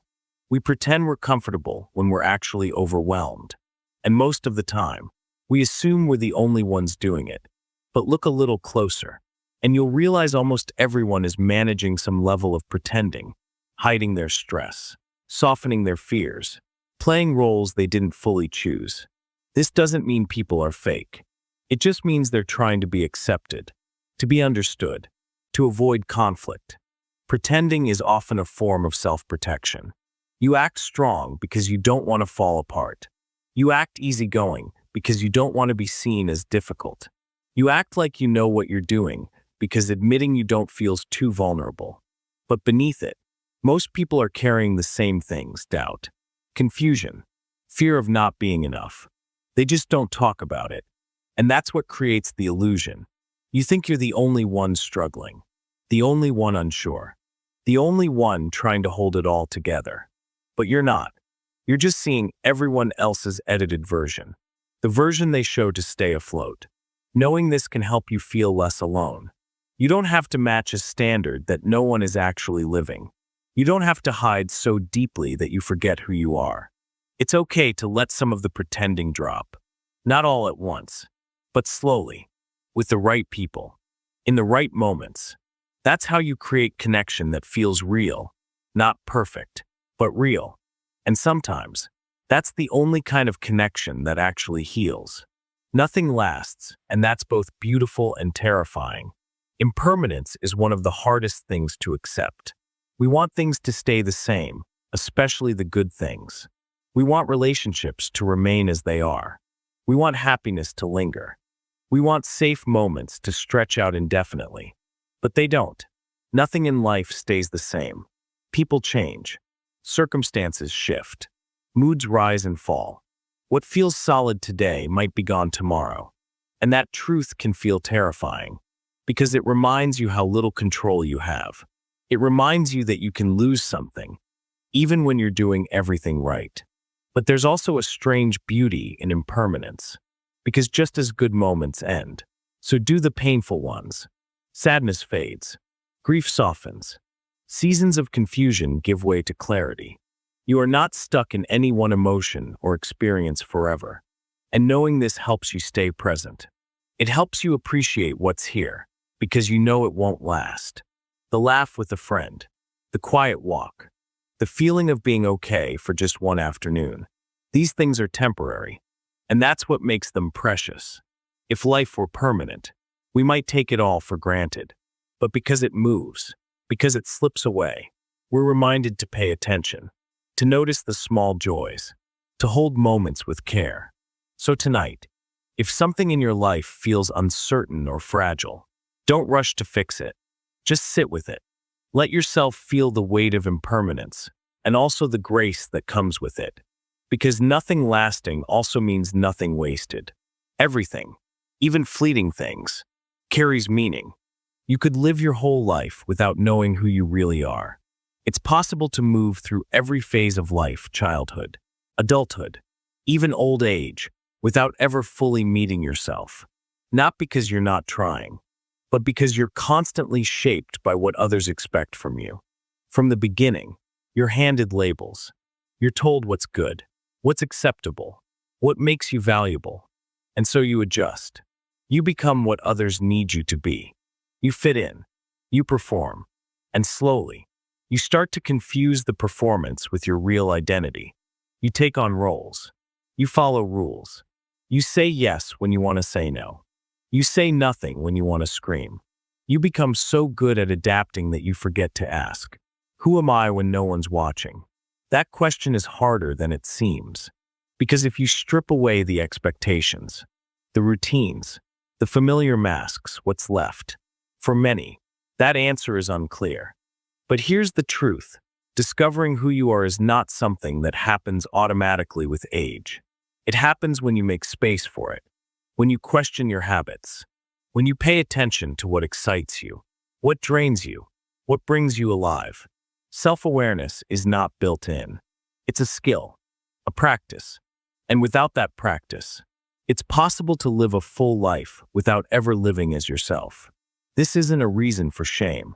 It's a reason to pause, to reflect, to become curious, not about who you've been told to be, but about who you are underneath all of it. Tonight, give yourself permission to explore that, even just a little, not to find a perfect answer, but to begin remembering the person you've always been, just beneath the noise. Forgiveness doesn't always bring closure. Forgiveness is often described as the key to healing. You're told it will bring peace, that if you let go, you'll feel lighter. But that's not always how it works. Sometimes you forgive someone, and the pain is still there. You may release the anger, or at least stop feeding it, but the memories don't vanish. The hurt doesn't disappear. Forgiveness doesn't undo what happened. It doesn't erase the consequences, and it doesn't guarantee closure. Because closure isn't something you get from a single decision. It's something you build over time. It involves understanding, processing, and accepting. And even then, some wounds stay open longer than you expected. You can forgive someone and still feel grief. You can forgive and still have questions that were never answered. You can forgive and still carry the echo of what they did. And that's okay. Forgiveness is not a switch. It's a process. And it doesn't always bring the resolution people imagine. Sometimes, forgiveness is simply choosing to stop carrying the weight of what someone else did. Not because it didn't hurt, but because holding on to it is hurting you more. And even then, peace doesn't always arrive right away. There may still be sadness, confusion, or a quiet longing for things to have been different. Closure is rarely as neat as we hope. You may never get the apology you deserved. You may never fully understand why it happened. And you may never feel completely healed. But that doesn't mean you've failed at forgiveness. It just means you're human. Healing doesn't follow a timeline. And peace doesn't always come with a dramatic moment of release. Sometimes, it comes quietly, over time, as you live your way into something lighter. So tonight, if you've forgiven but still feel heavy, be patient with yourself. Forgiveness and closure are not the same. And you're allowed to feel both the freedom of letting go and the pain of what's still unresolved. People can be kind and cruel in the same moment. It's comforting to divide people into categories, good or bad, kind or unkind, safe or unsafe. But human behavior isn't that simple. A person can be generous with you and cold with someone else. They can show love in one breath and sharpness in the next. And that contradiction can be difficult to accept. You may wonder, which version of them is real? The one who supported you, or the one who hurt you? The answer, often, is both. People carry many sides. Sometimes they act from love, other times from fear, frustration, or confusion. It doesn't excuse harmful behavior, but it helps explain it. We all have moments when we fall short of our best. We say things we regret. We react instead of responding. And we hope the people around us will remember our better moments too. The same is true in reverse. Someone who once made you feel safe might also make you feel hurt. And that overlap is what makes human relationships complicated. It's possible to be kind and still cause harm, to mean well and still mess up. And it's possible to care about someone and still choose to walk away from them if their actions continue to harm you. Recognizing complexity doesn't mean tolerating mistreatment. It means making space for the truth that people are layered. They are not all one thing, and their behavior can shift based on circumstance, mood, and growth or lack of it. Tonight, if you're feeling confused about someone in your life, remind yourself that it's okay to hold both realities. You can remember what they gave you while also honoring what you need to protect yourself from. And you can let people be human, even when you choose not to stay close. Regret is a natural part of becoming wise. No one moves through life without making mistakes. You will say things you wish you hadn't. You'll make choices that don't turn out the way you hoped. And you'll carry moments that you replay in your mind, wishing you had done things differently. That's regret. It's the quiet weight you carry when you realize what could have been, but wasn't. It's easy to see regret as something negative, as a sign of failure or poor judgment. But regret is actually a sign that you've grown. It means you've developed enough awareness to see your past with clearer eyes. You understand now what you didn't know then. And that shift is where wisdom begins. People who never reflect, who never regret, often don't change. They move through life without questioning their impact. But regret invites you to pause, to learn, to become more thoughtful, more aware of how your choices shape others. That doesn't mean you need to live in regret. You don't need to carry guilt forever, but you can let regret be your teacher. You can sit with it long enough to understand its message. And then, slowly, you can let it go, not by forgetting, but by using it to guide your next choice, to shape your next conversation, to help you become the kind of person who moves with more care. Tonight, if something from your past is still echoing inside you, don't rush to push it away. Let it speak. Let it show you what it wants you to see. And then remind yourself, regret doesn't make you broken. It makes you honest. And honesty is the beginning of every real change. You'll never fully escape your past, only learn to live with it. The past doesn't disappear just because time passes. You may stop talking about it. You may build new routines, find new people, and focus on other things. But your past still lives quietly in the background. It shapes the way you react, how you trust, what you fear, and what you hope for. You can't completely escape it, not because you're weak, but because it became part of you. Every experience leaves a mark. Some are soft and invisible.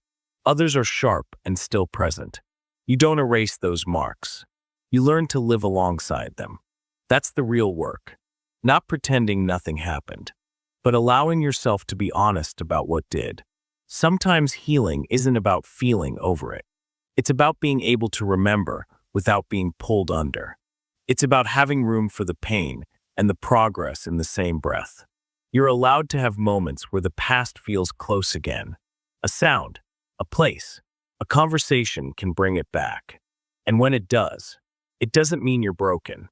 It means you're human. Living with your past means holding space for what's already shaped you, without letting it control what comes next. You can carry the lessons without carrying the weight. You can move forward while still honoring where you've been. Tonight, if a memory resurfaces, don't push it away too fast. Sit with it. Listen to what it wants to tell you. And then gently remind yourself, the past is part of your story, but it doesn't get to write the ending. That's still yours to create.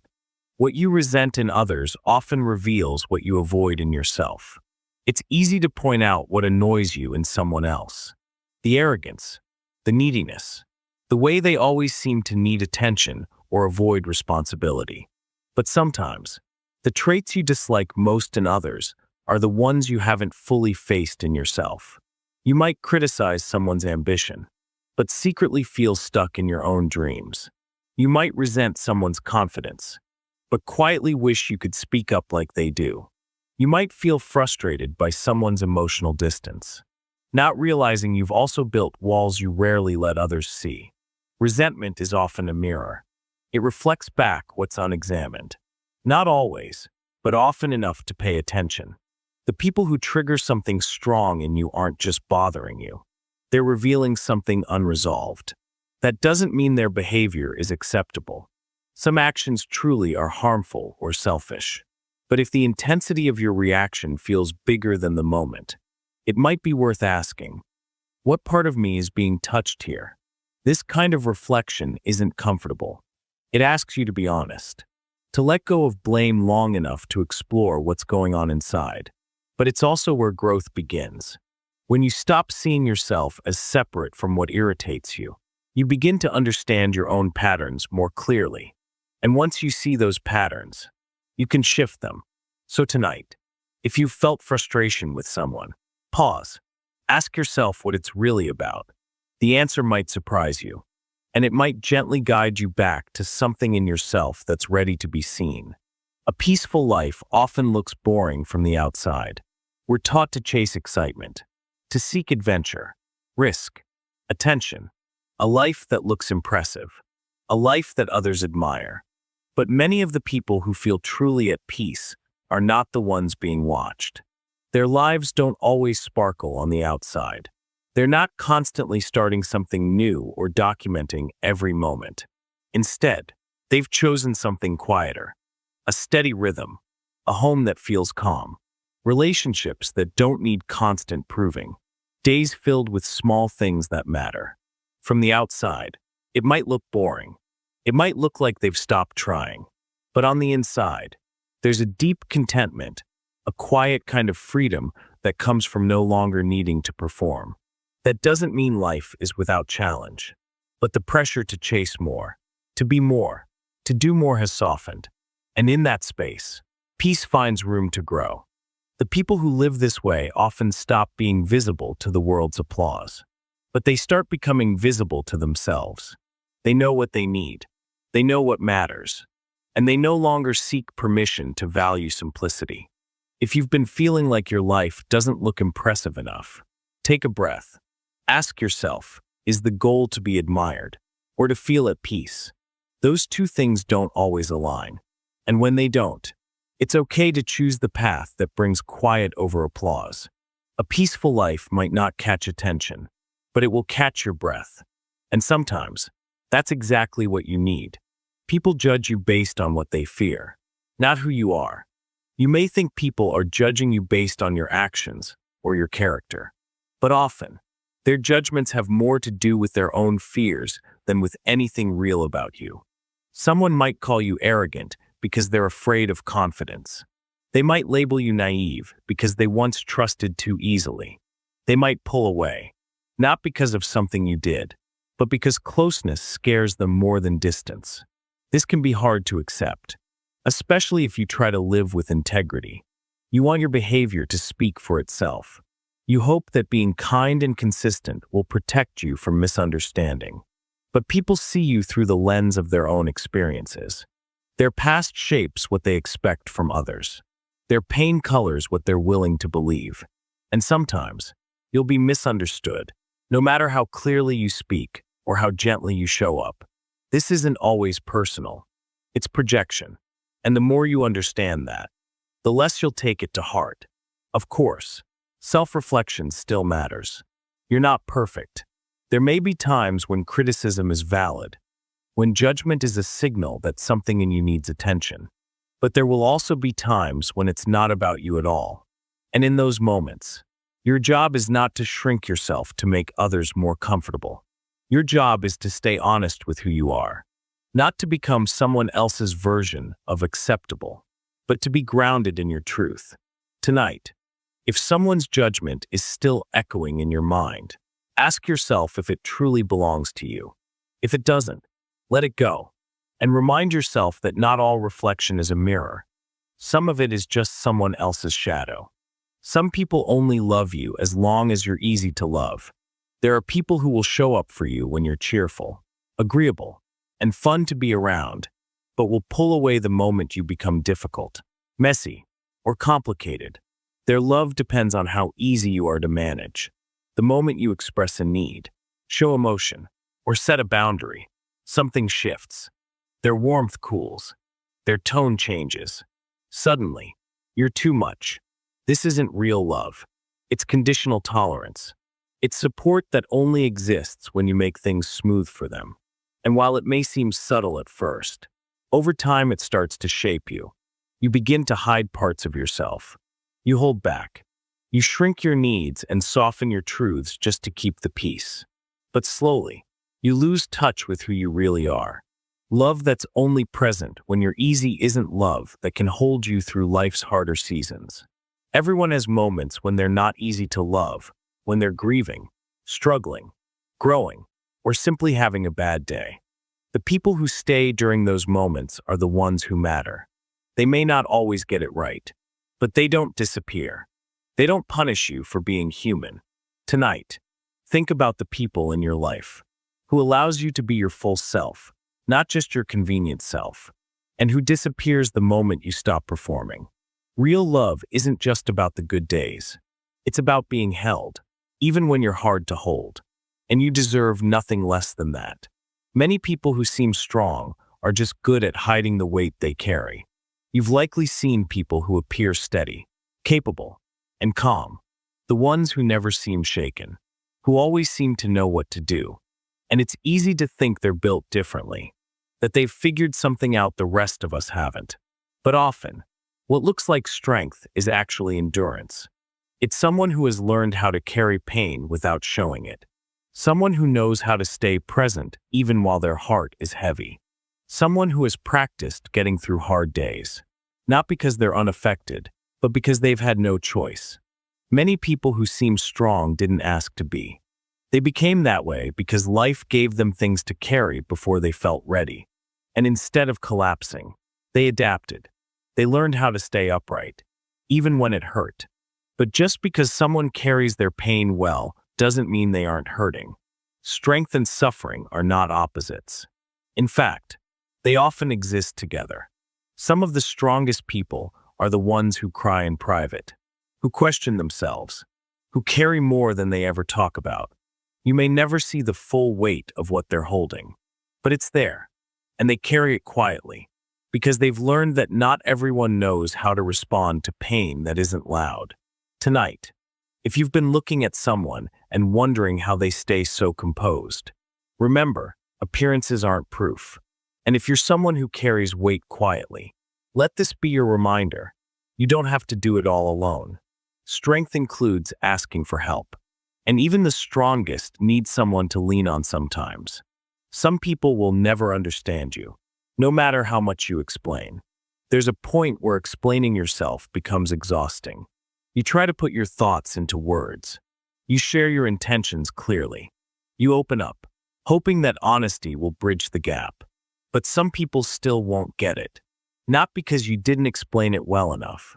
Not because your feelings aren't valid, but because their ability to understand you is limited, not by your expression, but by their perception. They filter everything through their own beliefs, experiences, and emotional capacity. And sometimes, that filter is too narrow to let you in. They may twist your words. They may reduce your complexity into something easier to dismiss. They may hear what they expect, not what you said, and you end up feeling unseen, misread, or even blamed for things you never meant. When this happens, it's tempting to try harder, to explain again, to overclarify. But you reach a point where the effort becomes a cycle, and the more you try, the more invisible you feel. That's not because you're too complicated. It's because not everyone has the range to understand you. And that's not your fault. Understanding requires emotional openness, a willingness to step outside your own lens. And not everyone is ready or willing to do that. So tonight, if you're holding on to frustration about not being understood, take a breath. Give yourself permission to stop explaining. You don't owe everyone access to your depth. The people who are meant to understand, you won't need 1,000 explanations. They'll listen. They'll ask. They'll try. And when you find those people, your words will land without struggle. Until then, speak your truth with clarity, but stop fighting to be heard where you're not being met. The desire to be liked can quietly steal your identity. Wanting to be liked is normal. It's wired into us. We're social beings, and acceptance feels safe. Rejection feels dangerous. So we adapt. We pay attention to what others respond to. We become who we think they want. We round our edges. We hide our preferences. We silence our discomfort to maintain harmony. And over time, something shifts. You begin to lose track of who you were before you started performing. You say yes even when you want to say no. You agree to things you don't fully believe. You avoid conflict, not because you're at peace, but because you fear disconnection. The need to be liked can shape your life so subtly that you don't notice it happening. It's not loud. It's gradual. And it feels like safety until it starts to feel like silence. Eventually, you start to wonder why you feel unseen, why your relationships feel unbalanced, why you feel tired after being around certain people. And the answer is often this: you've been shrinking to fit into spaces that never allowed the full version of you.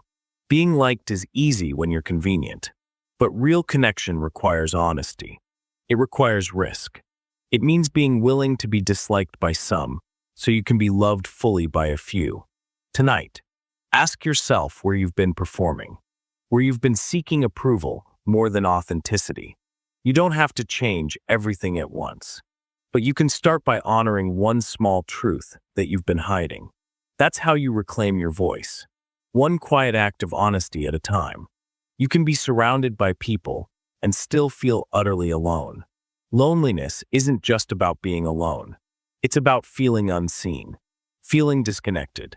You can be in a room full of people, having conversations, smiling, laughing, and still feel a kind of emptiness that no one notices. This kind of loneliness is quiet. It doesn't draw attention. You can function through it.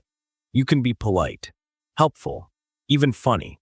But underneath, there's a sense of being emotionally distant. Like no one fully understands you.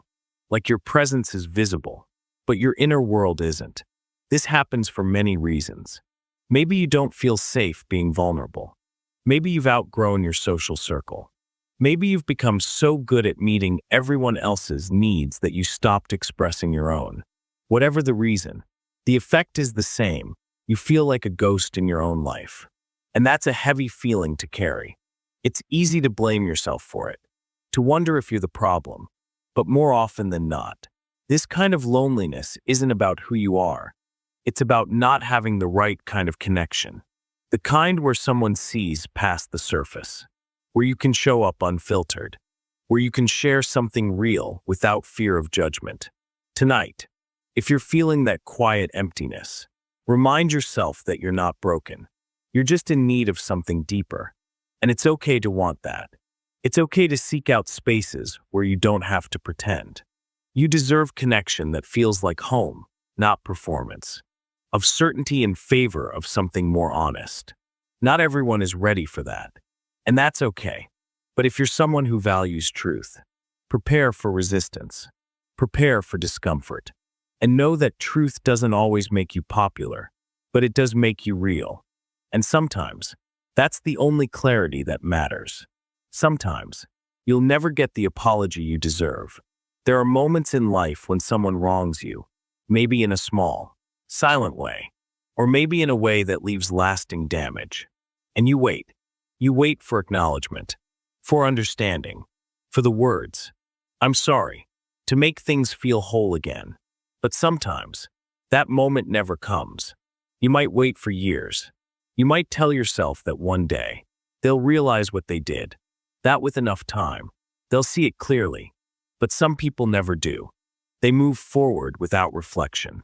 They rewrite the story in their mind, turning themselves into someone innocent. Or worse, they know, and still say nothing. And that's where the heaviness settles. Because you're left holding something that should have been shared. You carry the hurt, while they carry on. And no matter how many times you replay the situation in your head, the apology never arrives. This isn't because you're asking for too much. It's because not everyone is equipped to look at themselves honestly. Apologizing requires humility. It requires admitting harm. And it requires caring enough about someone else's experience to feel uncomfortable with your own actions. Some people aren't ready for that. Some never will be. So the question becomes, what do you do with the apology that never comes? You learn to heal without it. You learn to find peace. Not because someone made it right, but because you refuse to let the wound define you. You stop chasing the idea that someone else's remorse is the missing piece of your healing. It would have helped. It would have mattered. But it isn't everything.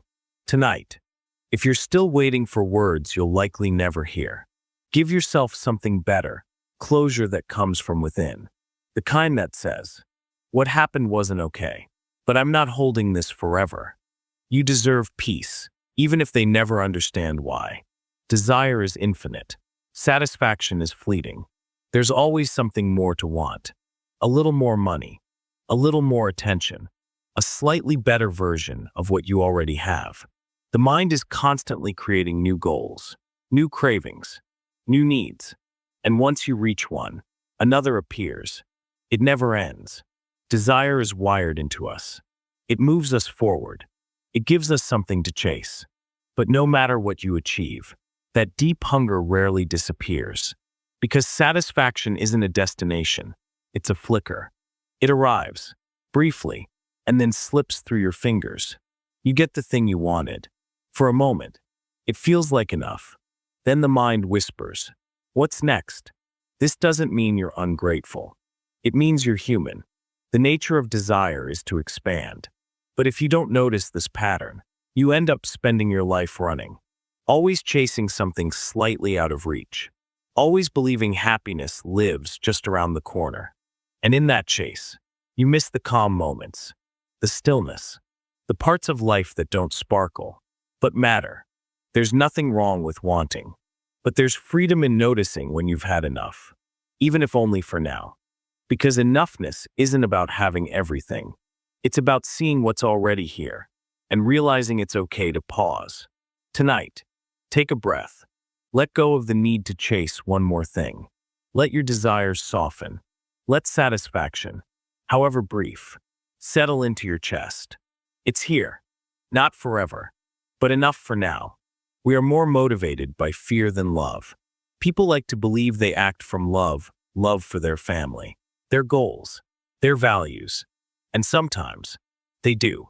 But look closer, and you'll often find something else driving the choices people make. Fear. Fear of being left behind. Fear of not being good enough. Fear of being hurt. Fear of failure. Fear of the unknown. It's quiet, but powerful. It shapes how we speak, who we trust, what we avoid. Fear doesn't always look like panic. Sometimes, it looks like perfectionism, or overthinking, or never taking risks. It hides in hesitation. It dresses up as logic. And while love expands us, fear contracts us. It narrows the path. It keeps us small. It convinces us that safety is more important than possibility. We stay in jobs we've outgrown, not because we love them, but because we fear starting over. We silence ourselves in relationships, not because we feel understood, but because we fear being alone. We postpone dreams, not because they don't matter, but because failure feels unbearable. Fear is not always loud, but it's effective. That doesn't make it wrong. Fear is natural. It's part of survival. But if left unchecked, it becomes the architect of your life. And slowly, without meaning to, you build a life that feels safe, but also empty. The shift begins with awareness.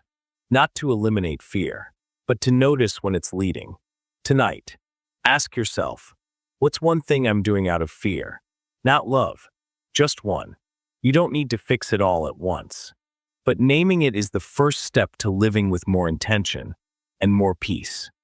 The more you chase happiness, the more it hides. There's something strange about happiness. It never quite shows up the way you expect it to.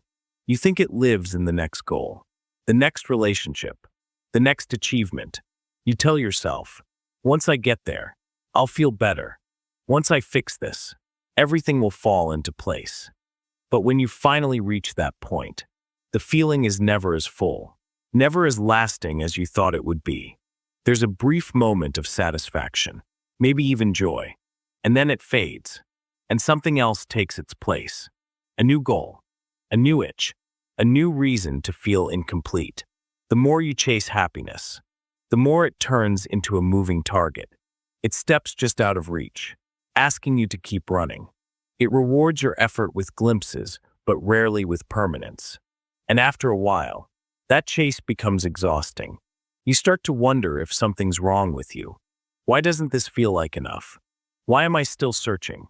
But maybe the problem isn't that you haven't found happiness. Maybe the problem is how you're looking for it. Because happiness isn't always loud. It doesn't always come in big moments or milestones. Sometimes it's quiet. So quiet, you don't even notice it. A slow morning, a conversation that feels honest, the feeling of being unhurried, the safety of someone understanding you. These things don't ask for your attention. They don't scream, "This is happiness," but they are. And if you're always sprinting toward the next thing, you'll miss them. Happiness doesn't like being hunted, but it often shows up when you're still, when you're not trying to earn it, when you're simply present enough to see what's already good. So tonight, stop chasing. Let the noise settle. You don't have to find happiness like it's hidden. Sometimes, it's right here, soft, patient, waiting to be noticed. Life-changing moments often look ordinary on the outside. Big changes rarely arrive with announcements. There's no flashing sign that says, "This is the day everything shifts." Most of the time, the moments that change you forever look completely unremarkable to everyone else. It might be a sentence you hear in passing, a quiet decision you make at midnight, a walk you take when you could have stayed home. From the outside, it's just another moment, but something inside you moves. And from that point on, things are different. You don't always realize it at first. Some changes unfold slowly. A thought leads to a question leads to a choice. And eventually, you look back and see the turning point, but only in hindsight. That's the quiet truth about transformation. It's not always dramatic. It's not always painful. Sometimes, it's subtle, invisible, but deeply real. And because it doesn't announce itself, we often miss it. We're busy looking for meaning in the big moments, waiting for obvious signs. But life doesn't always work that way. Sometimes, the biggest shifts are wrapped in silence. Sometimes, the day that alters your path feels just like any other. And that's why presence matters. If you're always distracted, always rushing, always waiting for something more obvious, you might miss the very moment your life begins to change. Tonight, reflect on the moments that seemed small but stayed with you. The quiet conversations, the gut feelings, the tiny risks that led somewhere bigger. Those are the seeds of transformation, and they don't need to be loud to be powerful. Some truths are too painful for most people to face. Not every truth is welcome. Some are sharp enough to cut through comfort. Some threaten the stories people have built their lives around. And because of that, they stay buried, hidden behind distractions, behind denial, behind carefully constructed beliefs that keep things neat and survivable.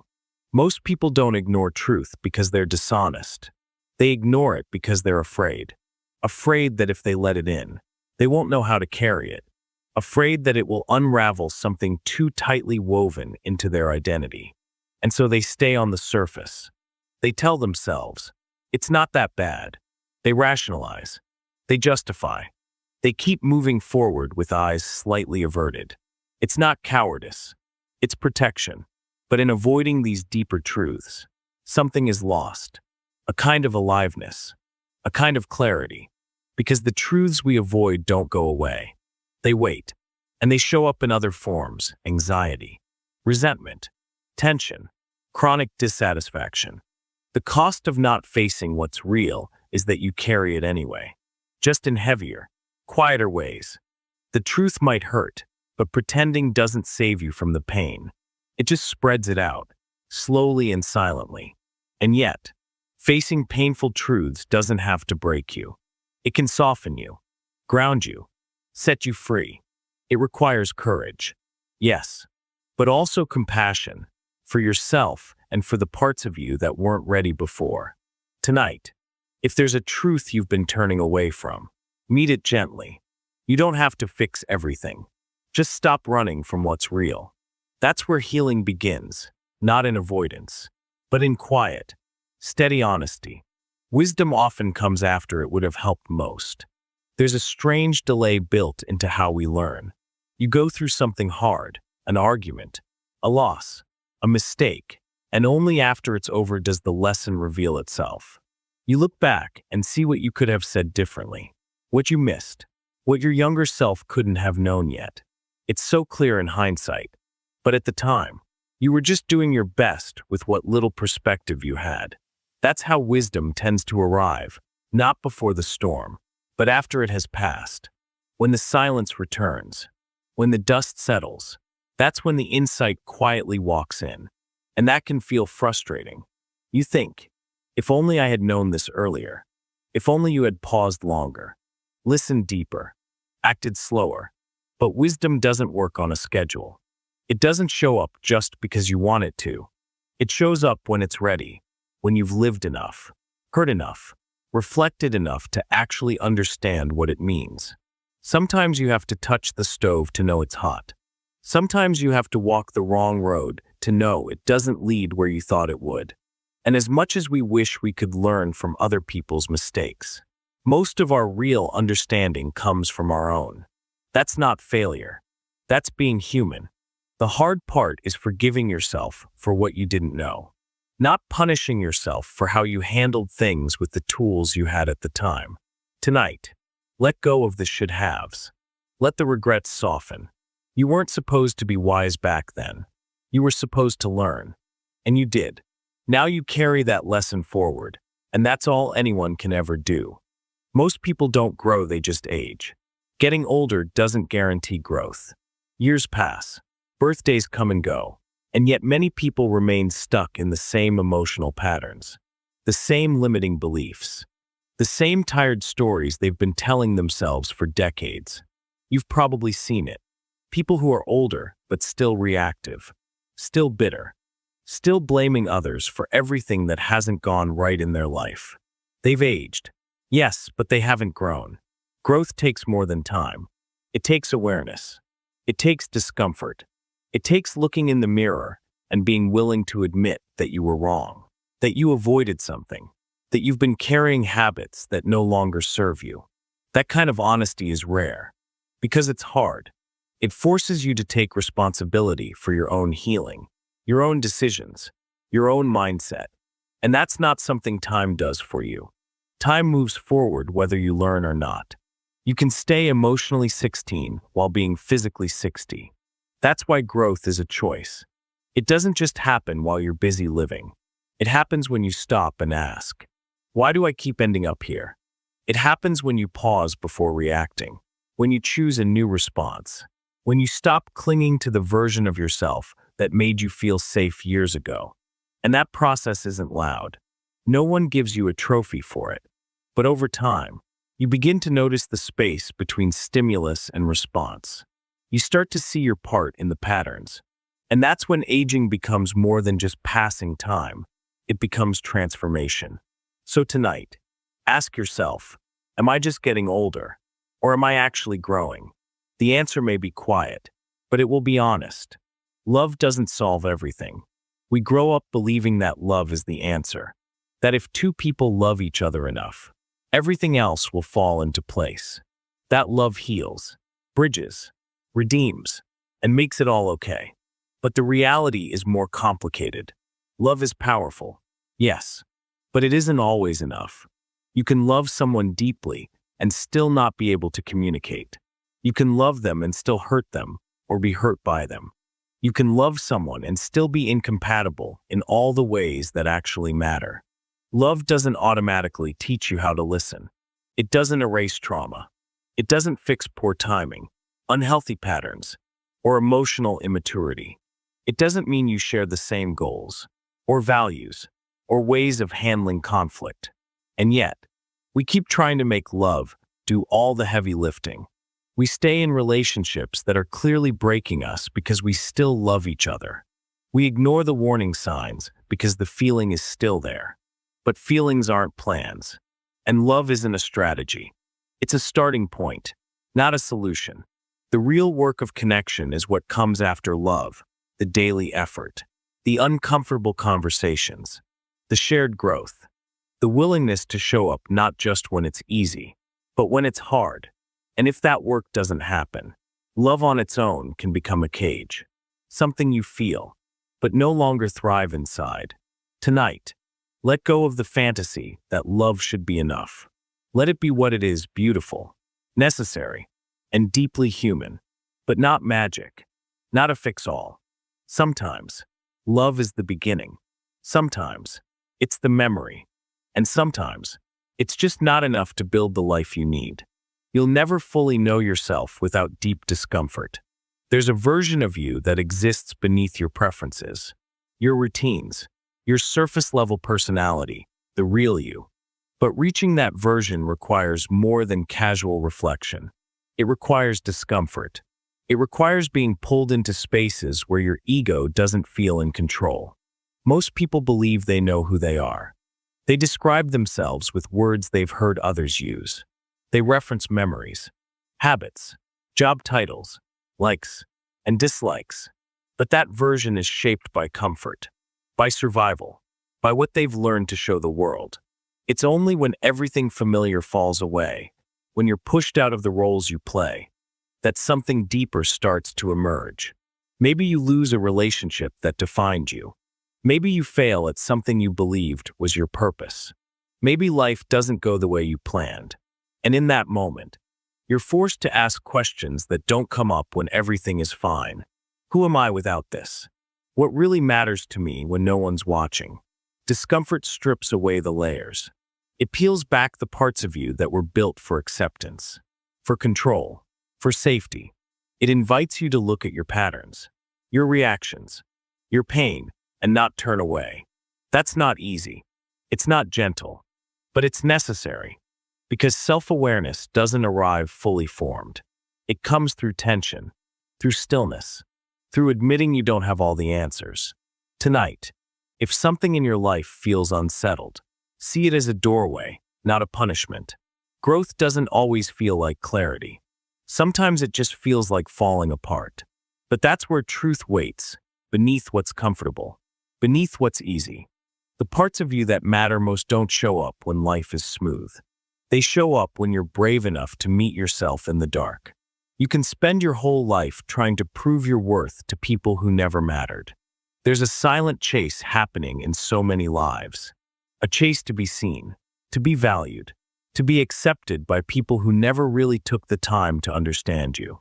Maybe it started early, when a parent withheld praise, or a teacher favored someone else, or a peer made you feel invisible, and something inside you decided, if I do enough, they'll finally notice. If I become impressive, I'll finally matter. So you worked harder, spoke louder, smiled wider. You shaped your identity around trying to win approval from people who offered nothing but silence or criticism in return. But the truth is, no amount of achievement will change someone's unwillingness to value you. If someone only sees your flaws, your light will never look bright enough to them. And yet, many people continue performing, not for themselves, but for ghosts. They build lives around proving something to someone who might not even be watching. Or worse, someone who already decided who they were long ago. But what if you stopped? What if you let go of the idea that your worth has to be proven, especially to those who never saw it to begin with? What if you redirected all that energy into building something for yourself, not for applause? Tonight, reflect on who you're still trying to impress. Ask yourself if their opinion truly matters, or if you've just gotten used to chasing it. You don't have to keep proving anything, especially not to people who never bothered to know you in the first place. You are already enough, without the performance, and the moment you realize that, the chase loses its power. Peace requires letting go of control. We all want peace. That deep, steady calm that lets you breathe fully and sleep soundly. But peace doesn't come from getting everything right. It doesn't arrive when life finally organizes itself neatly around your plans. True peace only shows up when you stop gripping so tightly. Control is a tempting illusion. It gives you a sense of safety, of direction. You plan, you schedule, you manage every detail, hoping that if you're careful enough, nothing will go wrong. But life doesn't obey. People don't follow scripts. Emotions rise without warning, and control begins to slip through your fingers. That's when the anxiety grows, when your peace is tied to things staying exactly as you expect. But real peace doesn't require control. It requires trust, not blind optimism, but a quiet agreement with reality, an understanding that life moves in ways you can't predict. And that's okay. You can still show up. You can still care. You can still make choices, but without needing to hold the reins so tightly that your hands shake. Letting go isn't giving up. It's making space. It's softening your grip. It's saying, even if this doesn't go the way I want, I'll still be okay. Tonight, ask yourself, what am I trying too hard to control? And what might happen if I loosen just a little? You may find that peace isn't waiting at the finish line. It's here, now, quietly waiting for you to stop wrestling with everything you can't hold. The things that hurt you most often shape you the most. Some lessons leave a scar. Not every growth moment comes from inspiration or clarity. Many come from pain. And while that pain may have felt unbearable at the time, it quietly carved something deep within you. It gave you eyes that notice things others miss. It made you sensitive to signals that others overlook. It taught you to listen more carefully, speak more gently, and protect yourself more wisely. Pain is rarely invited, and yet it becomes one of life's most persistent teachers. It shows you your limits. It shows you who stays and who disappears. It reveals what you truly need, and what was never meant for you in the first place. Often, the parts of you that feel the most solid now were once soft, exposed, and broken. You became strong not because you were never hurt, but because you survived what tried to shatter you. Still, there's a quiet sadness in this truth, because the cost of that wisdom was high. You didn't just gain insight, you lost innocence. You lost versions of yourself that didn't yet know how hard life could be. And yet, even that loss brought something with it. You can't go back to who you were before, but you can carry what you've learned forward. And the next time something painful arrives, you'll meet it differently. Not because it won't hurt, but because you know you'll survive it. Tonight, if you're thinking about something that broke you, remember this. It may have shaped the very strength you stand on now. And while pain never justifies itself, it often leaves behind something solid, something real, something lasting.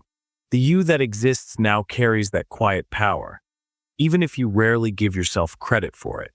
Even the strongest people break, they just do it quietly. You may look at someone and think they have it all together. They show up, they keep going, they support others, and they never seem to fall apart. But strength isn't always loud. In fact, the strongest people often break quietly. They carry burdens in silence. They shed tears where no one can see them. They get up in the morning with hearts that feel heavy, and still smile, still try, still give. You don't always notice their pain because they've learned to hold it so well. Not because it doesn't hurt, but because they've been through enough to know that falling apart in public isn't always safe. So they keep it together for their kids, for their job, for the people who rely on them. But just because they don't fall apart where you can see them doesn't mean they're not breaking. Sometimes their silence is the loudest cry.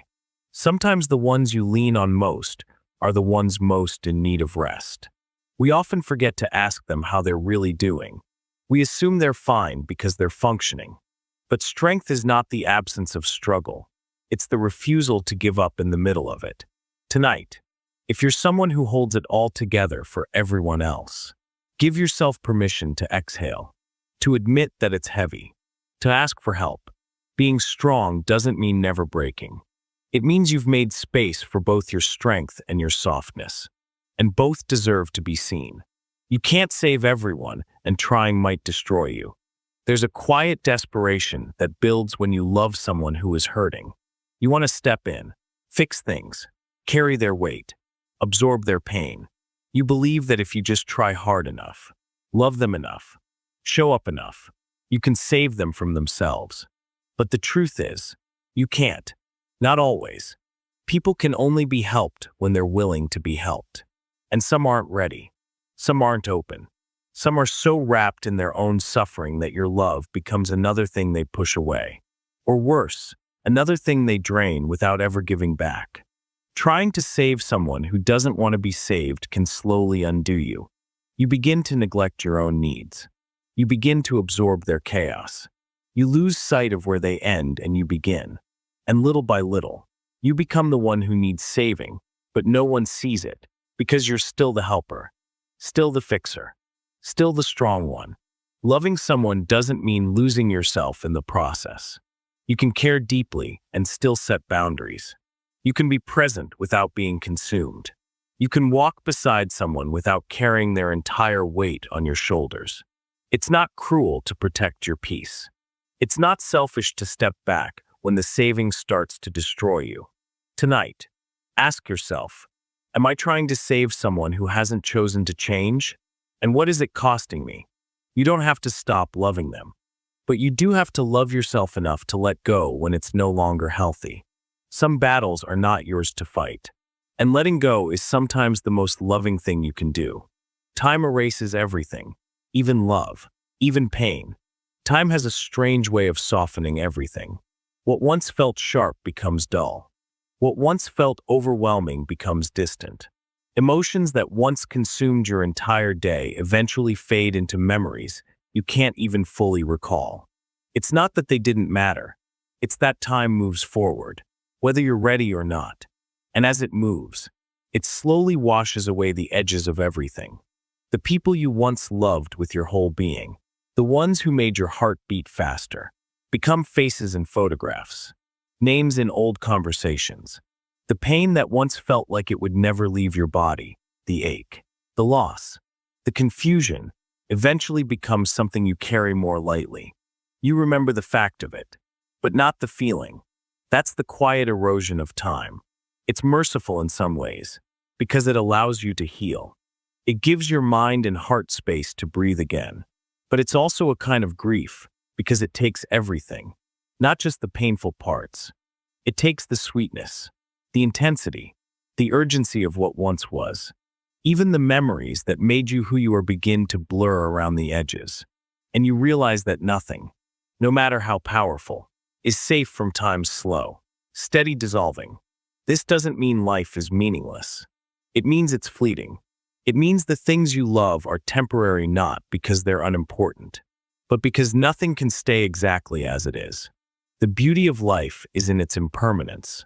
And tonight, if you're holding on to something, either joy or sorrow, let yourself feel it. But know that even this, too, will fade. Time will take it from your grip, gently or not. And what remains will be not the intensity, but the quiet imprint it leaves on your story. Nobody is coming to rescue you. There's a story we all carry, deep in the background, that someone will show up one day and make things right. Maybe it's a person. Maybe it's a moment. Maybe it's a turning point.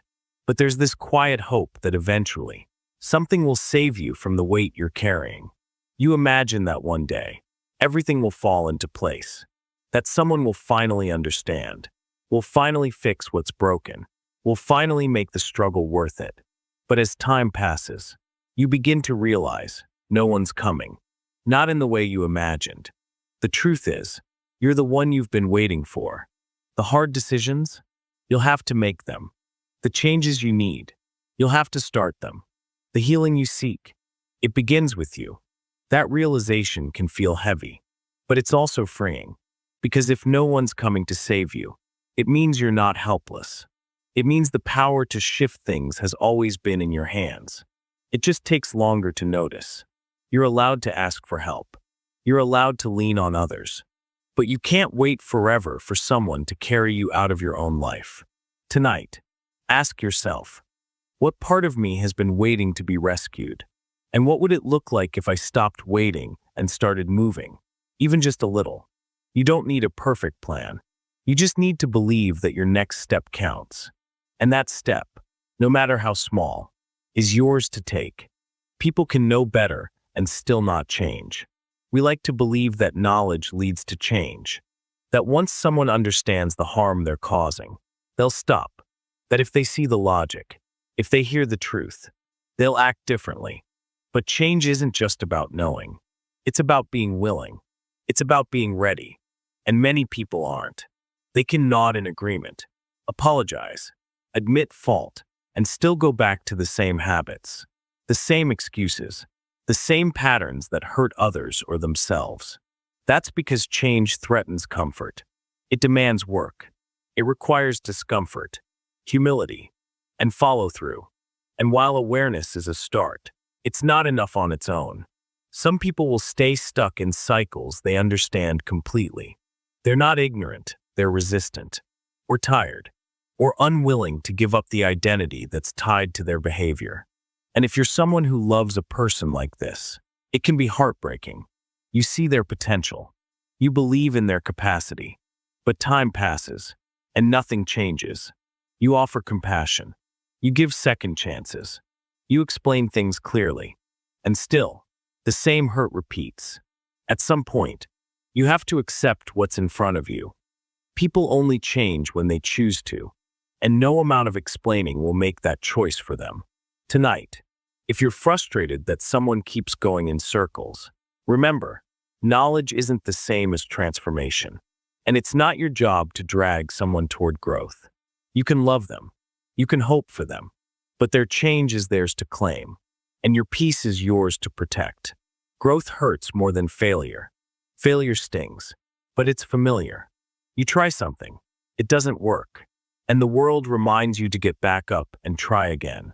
It's painful, yes, but there's something about failure that we've been trained to understand.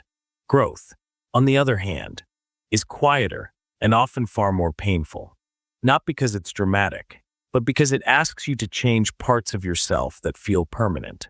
It pushes you to let go of beliefs that once felt safe. It forces you to sit with truths you've spent years avoiding. Growth isn't about achieving something new, it's about becoming someone new. And that process requires letting go of the version of you that no longer fits. That's not easy. It means admitting you were wrong. It means taking responsibility. It means facing discomfort without running. Growth doesn't give you quick wins. It gives you slow realizations. It shows you your blind spots. It hands you painful insights about how you've treated yourself and others. It takes what's been hidden and brings it into the light, and that can feel brutal. It's easy to talk about self-improvement, but the real work often feels like loss. The loss of old patterns, the loss of your comfort zone, the loss of excuses you can no longer believe. And while failure may knock you down, growth keeps you awake at night. It whispers things you can't unhear. It makes you restless, even when nothing is obviously wrong. But that discomfort is not punishment, it's evolution. It means you're moving forward. Tonight, if you're feeling unsettled, if everything inside you feels like it's shifting, don't fight it. That's growth. And even though it hurts, it's shaping something better, something deeper. Let it hurt. Let it move you. That's how new versions of you are born. You might never get closure, only understanding. Closure is something we chase like a destination. We want the final conversation, the clear explanation, the moment that ties it all together and makes it make sense. But real life rarely offers such neat endings. People leave without saying goodbye. Stories end without resolution. The answers we hoped for stay just out of reach. And the longer we wait for closure, the more we realize it might never come. Not in the way we imagined. You might never know why they left, why they hurt you, why things changed so suddenly. And that absence can feel like a weight you carry, hoping someone else will lift it. But sometimes, the best you can do is shift from seeking closure to seeking understanding. Understanding that not all wounds close cleanly. Understanding that people often act from their own pain, not from a lack of love. Understanding that your story doesn't need their validation to be real. Closure implies finality, a clean door shut. But some things stay open. Some stories remain unfinished.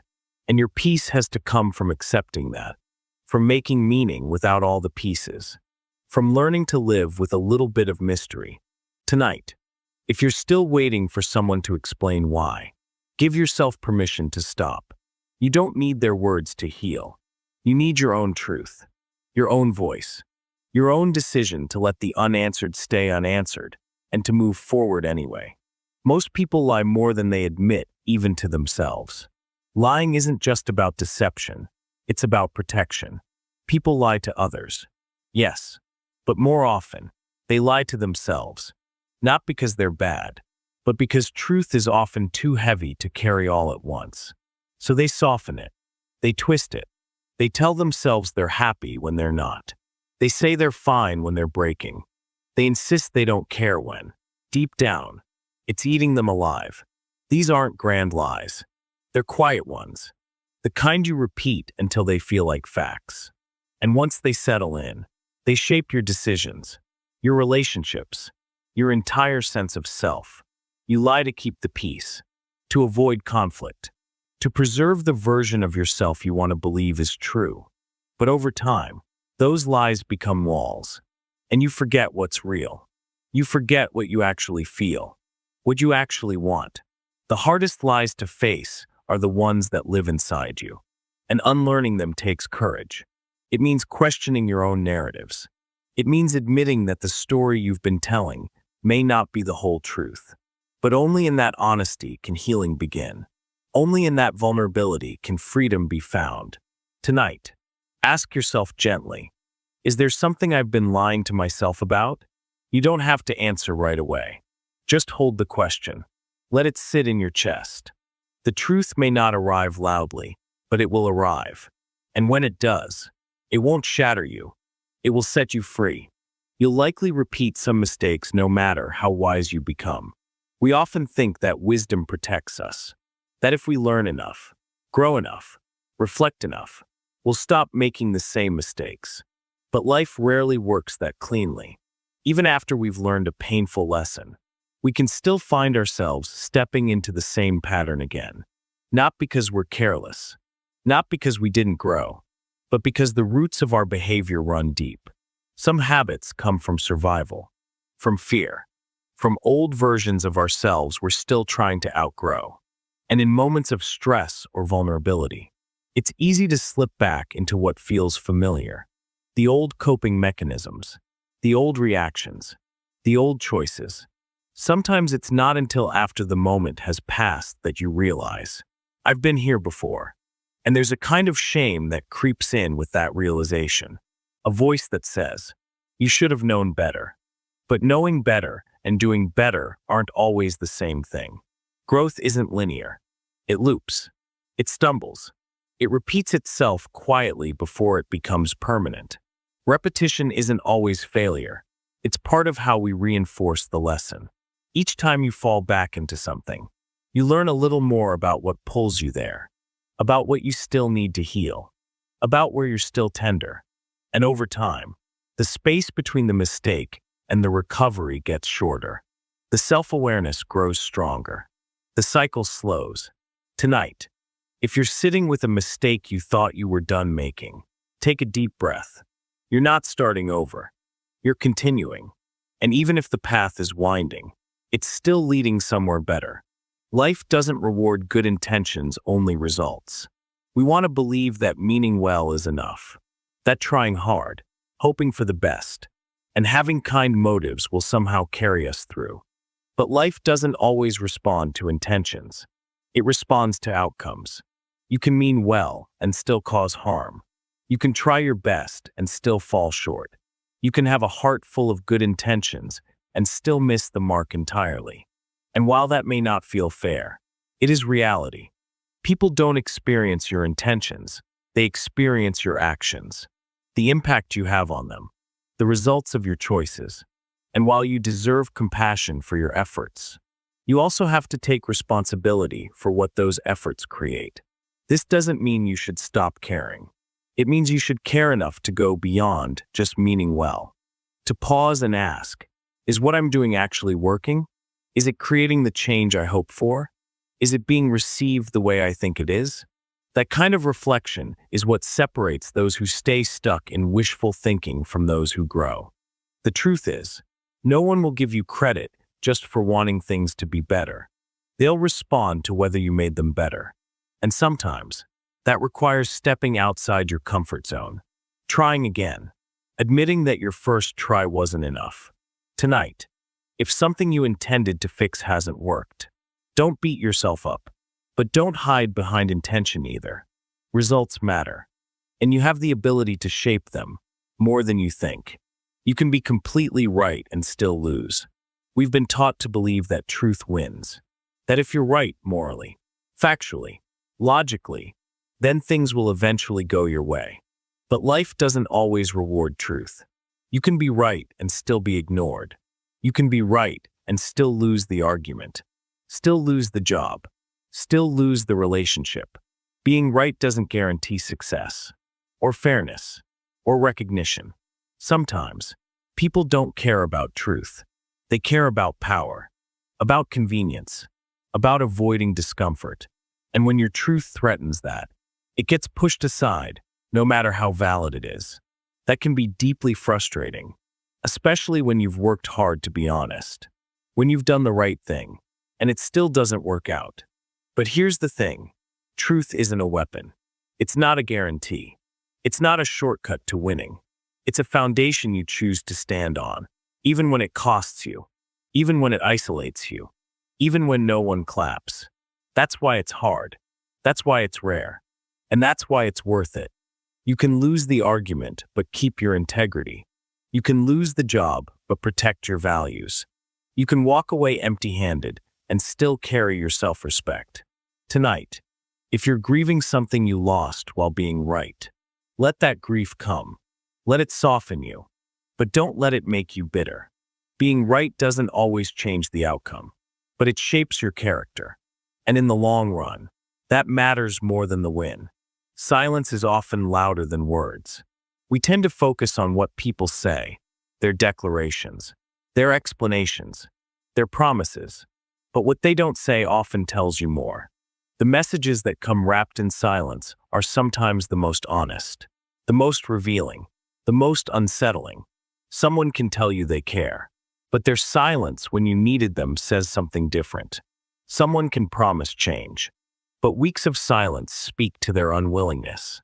Words can be rehearsed. Words can be strategic. But silence, it slips through the cracks. It shows up in empty spaces where action was supposed to live. It arrives between texts that never come, in eye contact that's avoided, in conversations that should have happened but didn't. And that kind of silence doesn't always scream. It sits quietly, heavy and persistent. It waits for you to notice that something has shifted, something important, something real. Silence exposes priorities. If someone stays quiet while you're hurting, that's a choice. If they disappear during discomfort, that's a message. We learn early on to fill silence with excuses. They're busy. They forgot. They didn't know what to say. And sometimes, that's true. But other times, silence is a decision. It's the absence of effort, the lack of care, the passive withdrawal of presence. And if you don't pay attention, you'll keep listening to words and ignoring the louder truth sitting in the silence. Tonight, if you're trying to understand someone's behavior, don't just replay what they said. Sit with what they didn't. Notice where the silence lived. That's where the honesty usually is, not in the words they gave you, but in the spaces they chose to leave empty. Some dreams die quietly, not with a bang, but a whisper. Not every loss is dramatic. Some dreams don't shatter, they fade. Slowly, quietly, without ceremony or announcement. One day you're working toward something, fueled by excitement and hope. And then slowly, life intervenes. Priorities shift. Energy fades. Reality pushes back. And before you even realize it, the dream has slipped into the background. You stop mentioning it in conversation. You stop planning around it.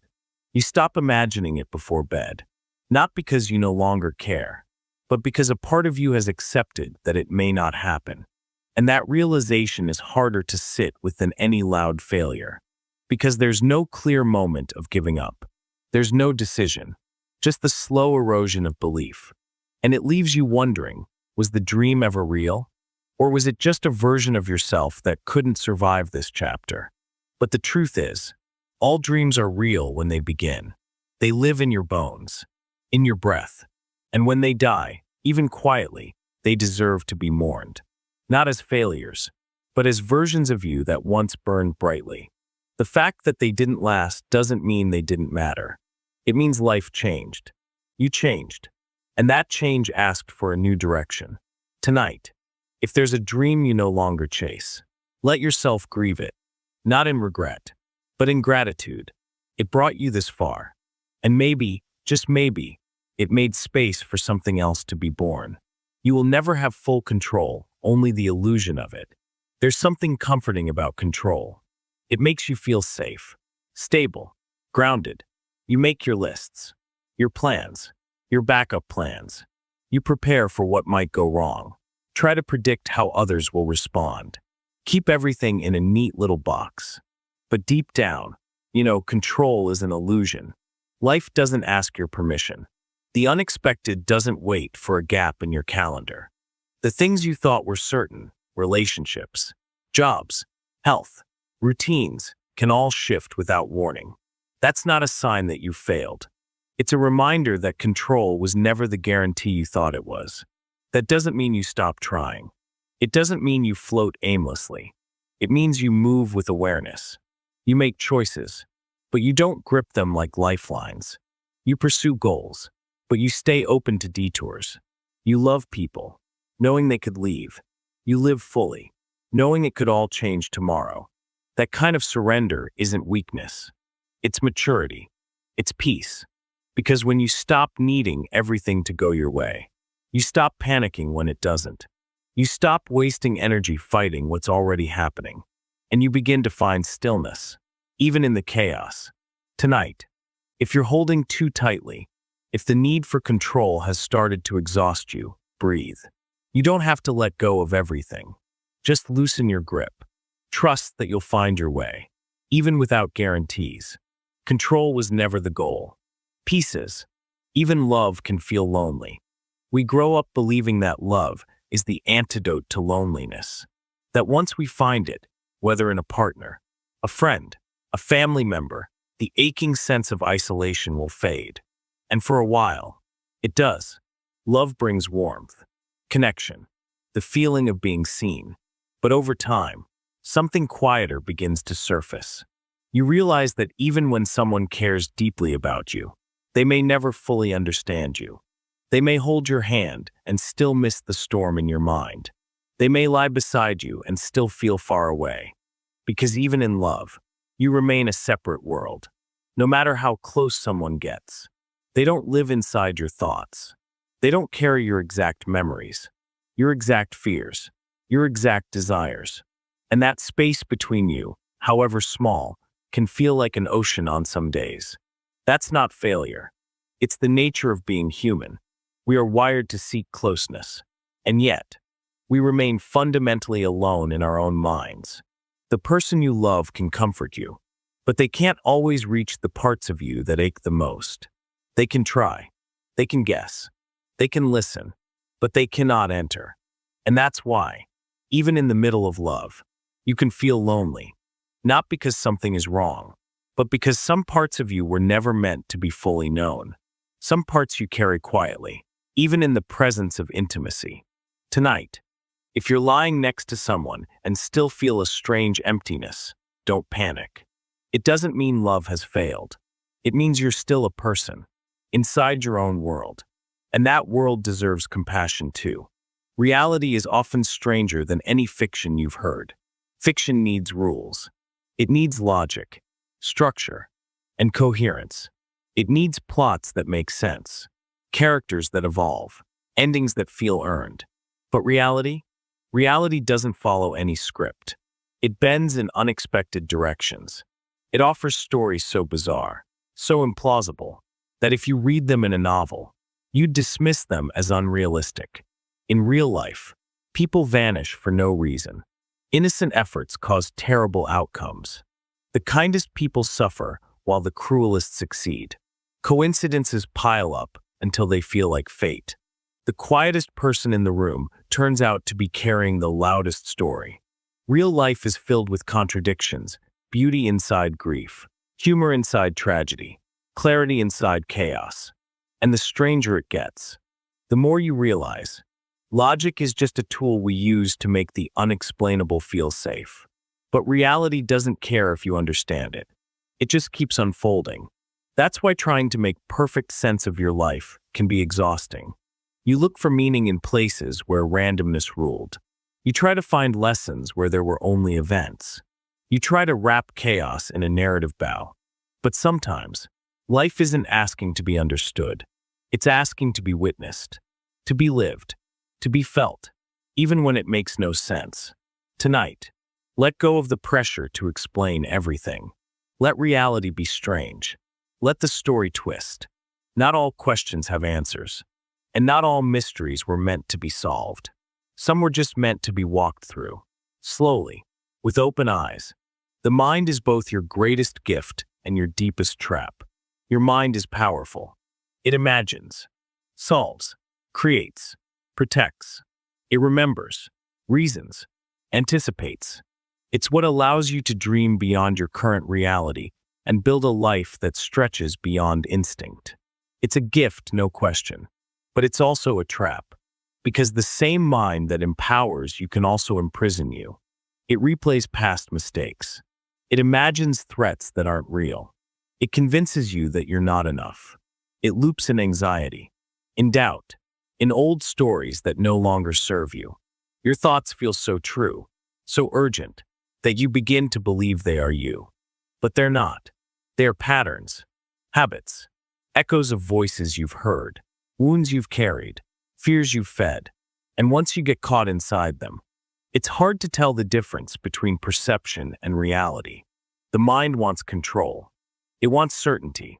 And when it doesn't get that, it starts to spin, to fill the silence with noise, to fill the unknown with worst-case scenarios. But here's what most people forget. You are not your mind. You are the one watching it, the one behind the thoughts, the one who notices. And the more you practice stepping back, the more space you create between you and your thinking. That space is where freedom begins. It's where you find peace, not by silencing your thoughts, but by seeing them for what they are, clouds in the sky, passing through. Tonight, if your mind is racing, gently remind yourself you are not trapped. You are not broken. You're just inside a very busy brain. And that brain can be softened, not by force, but by attention. Quiet, patient, compassionate attention. That's how the trap becomes a doorway. Some truths only arrive after deep loss. There are things you can't understand until something is taken from you. Not just a small disappointment, but a deep, aching loss. A person, a dream, a version of your life that you were counting on. When those things disappear, something inside you changes.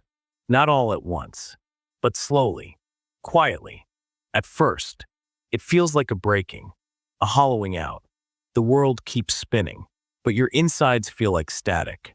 You walk around as if you still belong in your old life, but it doesn't fit anymore. And then, in that emptiness, something else begins to form, a different kind of awareness. You begin to see things you missed before, how fragile everything really is, how little control you actually have, how much love you carried without realizing it. These aren't truths you learn from books or advice. They are truths earned through experience, through pain. You don't ask for them, but once they arrive, they don't leave.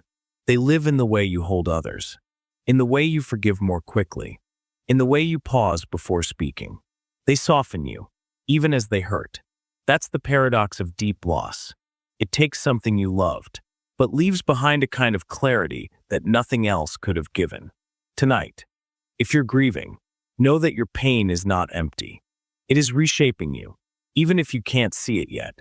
And in time, the truths it reveals will help you build something quieter, stronger, more real. You'll spend a lifetime unlearning what wasn't yours to begin with. So much of who you think you are was never really chosen. It was inherited, taught, picked up without question. Beliefs from your family, rules from your culture, roles you learned to play because they made others comfortable. Somewhere along the way, you mistook survival for identity. You became what was expected and forgot to ask if it felt right. And now, as you move through life, you begin to sense it, that quiet tension between who you are and who you were trained to be. The unlearning begins. It's not loud. It's not quick. It's a slow process of peeling back the layers, questioning what you've always accepted, asking, is this really mine? Some of the beliefs you hold don't belong to you. Some of the fears you carry were handed down, generation to generation. Some of your self-doubt was planted by someone else's voice. And the only way back to yourself is to start unlearning. That doesn't mean rejecting everything. It means sorting, sifting, reclaiming. It means standing still long enough to hear your own voice beneath the noise.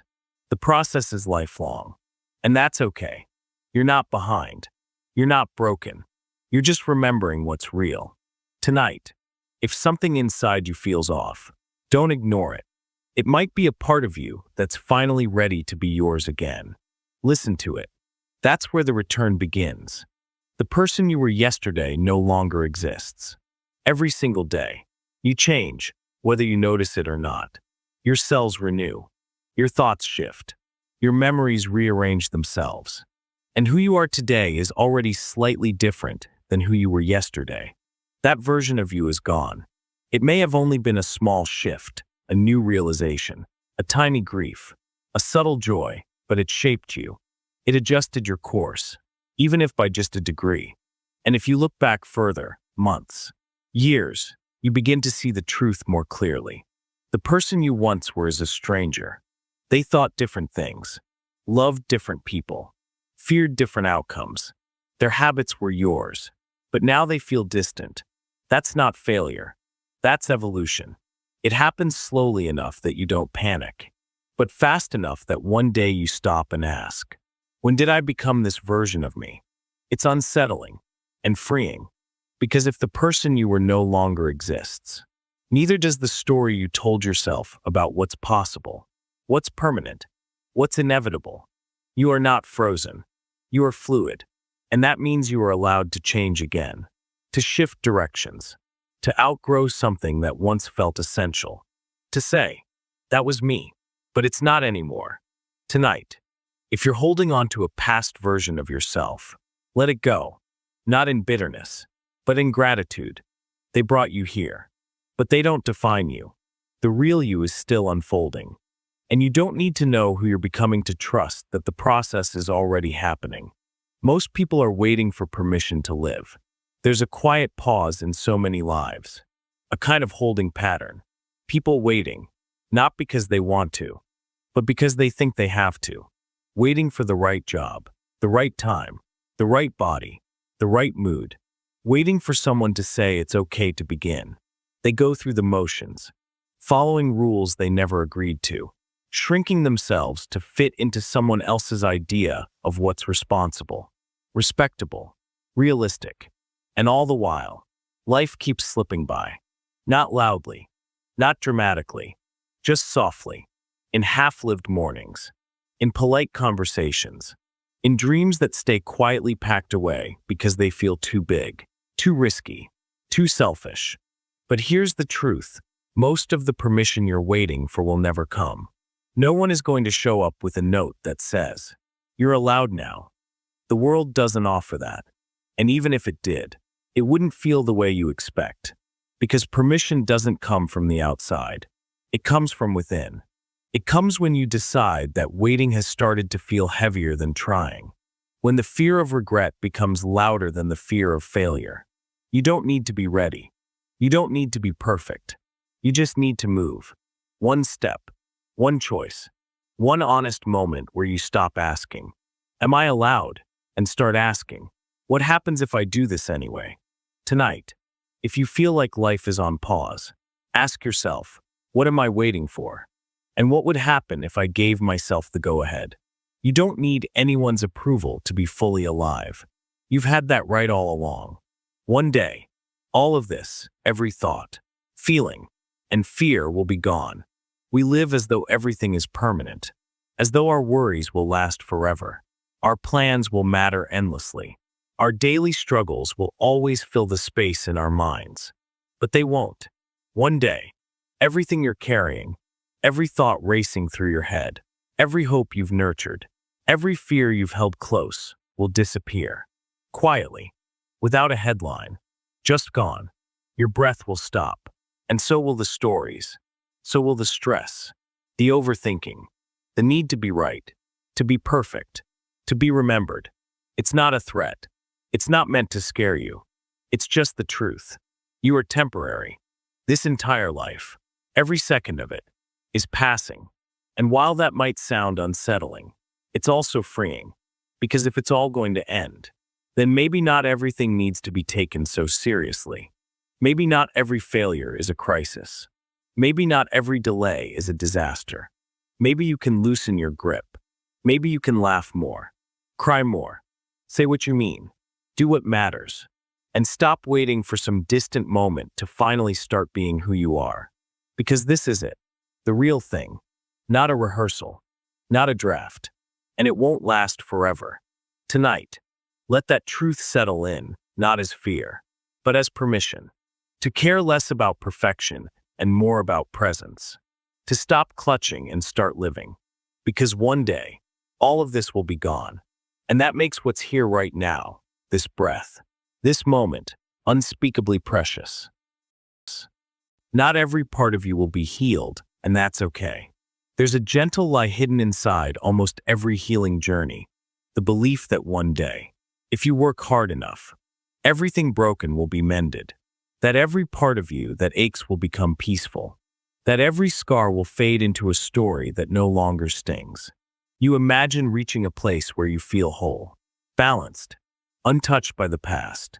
But the deeper you go into healing, the more you begin to understand that this kind of perfection isn't real. Some wounds don't close completely.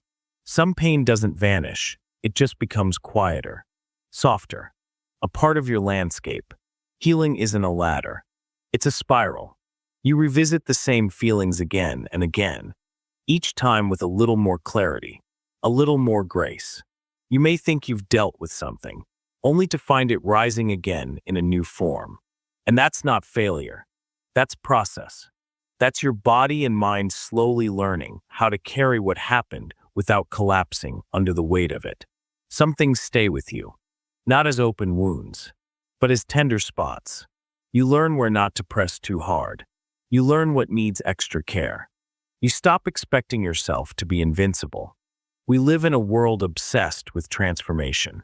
There's always another book, another method, another promise that says, if you just do this, you'll finally be free. But true healing is rarely that clean. It's messy, nonlinear. Sometimes, it's just about learning how to live well alongside the parts of you that still hurt. It's about recognizing that wholeness doesn't mean being untouched. It means being honest. It means carrying both light and shadow, not in conflict, but in balance. You don't need to erase every piece of pain to become yourself. Some of that pain shaped your insight. Some of it deepened your compassion. Some of it made you more patient, more aware, more present. And though you would never ask for those experiences again, you can still honor what they left behind. Tonight, if there's a part of you that still feels broken after all the work, after all the reflection, don't turn away from it. Sit with it. Let it be there without rushing it to disappear. Healing is not a finish line. It's a relationship. And sometimes, loving yourself means accepting that some parts of you may never be fully healed, but they can still be held. They can still be lived with. They can still be enough. You can outgrow people who treated you well. Outgrowing someone doesn't always look like conflict. It doesn't always come with a loud ending or a harsh goodbye. Sometimes, You slowly begin to feel different around someone you once felt close to. The conversations feel a little more distant. The laughter doesn't come as easily. You start editing yourself in small ways, choosing silence over truth, politeness over honesty. Not because they hurt you, not because they changed, but because you did. There's a subtle kind of grief that comes with outgrowing a connection that was once good to you. These are the people who were there during formative chapters of your life. They supported you, cared for you, shared moments that helped shape your growth. But growth doesn't always carry everyone forward equally. And what once fit so naturally begins to feel a little tight. You might feel guilty for noticing the distance. You might tell yourself to just be grateful, to hold on, to stay loyal, to keep showing up. But authenticity doesn't thrive in forced spaces. And staying in a relationship out of obligation often breeds quiet resentment. That doesn't mean you stop loving the person. It means you love them enough to let them remain part of your story without needing to stay part of your present. Growth changes your needs. It shifts your boundaries. It alters what you value in a connection. And when that happens, it's not a rejection of the other person. It's an alignment with yourself. You can carry gratitude and move on. You can remember someone fondly and still recognize that your paths are no longer parallel. It's okay to leave gently, to slowly loosen the thread without anger, to carry the good while releasing the expectation of forever. Tonight, if you're feeling the quiet ache of a friendship or relationship that no longer fits, let yourself feel it. Let the gratitude and sadness exist together. You're not ungrateful for what they were. You're just ready for what comes next. And that's not a betrayal. That's growth. Your life is built on countless forgotten choices. We often think of our lives as shaped by a few major moments, big decisions, major turning points. But the truth is, your life, the way it feels, the people in it, the way your days unfold, is mostly shaped by small, almost forgettable choices. The things you said yes to without thinking, the paths you turned down without realizing it, the morning you skipped a meeting and took a walk instead, the person you sat next to in a room full of strangers, the email you sent or didn't send. These little moments rarely announce themselves. You don't feel the weight of them as they happen. You just move, choose, react. And only in hindsight do you begin to see how they built the framework of your life. You see how one tiny ripple led to an entire chapter. It's humbling, because it means you don't always need massive clarity or perfect plans. You just need presence, the ability to show up for the small things with care, to make the next right choice, even if it seems insignificant, because over time, those small choices accumulate into something enormous. But it's also haunting, because you start to wonder about the moments you didn't notice, the doors you never opened, the almost friendships, the nearly love stories, the missed signs. And while that curiosity is natural, it's also endless. You can't know what might have been. You can only choose with the awareness you have now. Tonight, if you're wondering whether you've missed your moment, remind yourself you're still making choices. Right now, in this breath, and every one of them is shaping the life you'll look back on. There is no perfect moment, just this one, and it counts more than you think. Most peace comes after you stop needing to be understood. We spend much of our lives trying to be understood. We explain ourselves, clarify our actions, defend our feelings, hoping that if people just got it, everything would feel lighter. There's a deep human desire to be seen clearly, to have your inner world reflected back by someone who truly gets it. And when that happens, it's powerful. It feels like safety, like belonging. But not everyone will understand you. Not because you're wrong, or complicated, or confusing, but because people can only meet you at the depth they've reached within themselves. They hear you through their own filters. They see you through their own stories. And often, that version of you has little to do with who you actually are. You try to explain. You repeat yourself. You soften your truth so it's easier to digest. And still, you feel missed, misunderstood, maybe even judged. and that starts to eat away at your peace. You begin to second-guess yourself. You wonder if you're asking for too much. You feel the weight of trying to prove something that should be felt without needing proof. But here's where the shift happens. Peace begins the moment you stop needing to be understood by everyone. When you stop chasing validation from people who aren't ready to give it. When you let go of the idea that your worth is tied to how well someone else receives you. This doesn't mean you isolate yourself.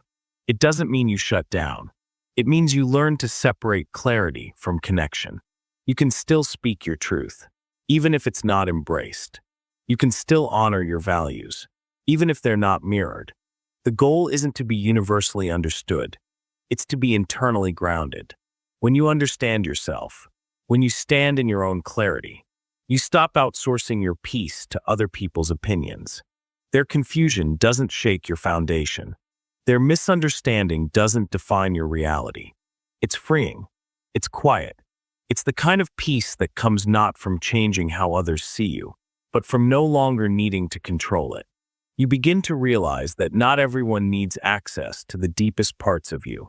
Some people are not meant to get it, and that's okay. The people who do will find you. And when they do, you won't have to work so hard to be understood. You'll just be. Tonight, if you're holding the ache of being misunderstood, breathe into it. You're allowed to feel that pain.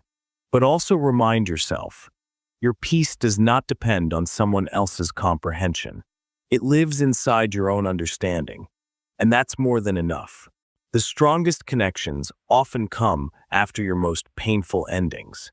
Endings feel like breaking, like failure, like collapse.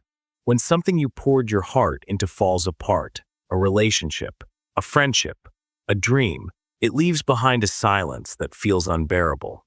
You question everything, your judgment, your worth, your ability to try again. And in that hollow space, the future feels far away, unsafe, unreachable. But something unexpected happens in the ruins. A kind of honesty begins to rise. The masks fall away. The parts of you that once felt the need to perform, be easy, be agreeable, be perfect, no longer have the energy. You stop pretending. You stop negotiating your worth. You begin to show up as the version of yourself that's real, raw, and unpolished.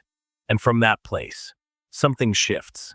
The next connection you build, whether it's with a friend, a partner, or even just yourself, starts from a different foundation. It's not about impressing. It's not about filling a void. It's about being seen in your humanness, not your performance. And when someone meets you there, in your truth, not your facade, it creates a bond that feels stronger than anything you tried to maintain before. Pain clarifies things. It shows you what matters, who listens, what you need, and what you can no longer tolerate. The people who arrive after your storm don't have to guess who you are. They meet the version of you that's been through fire and is done pretending. That honesty creates depth. It creates connection built on shared reality, not fantasy. You stop chasing intensity and start craving stability. You stop mistaking chaos for passion. You start recognizing that being held in your truth feels a lot better than being desired for a version of you that wasn't real. It doesn't erase the pain, but it gives it meaning. It turns the ending into a doorway. And through that doorway comes something better, not because it's perfect, but because it's true. You no longer settle for relationships that require shrinking. You no longer cling to the idea that someone else has to complete you. You've learned, the hard way, that the strongest love begins with self-respect. Tonight, if you're sitting in the silence that follows an ending, don't rush to fill it. Let it breathe. Let it reshape you. Something deeper is being built, even if you can't see it yet. And one day, you'll look back and realize the ending wasn't the end. It was the clearing that made space for the kind of connection you didn't know you were worthy of. Until now,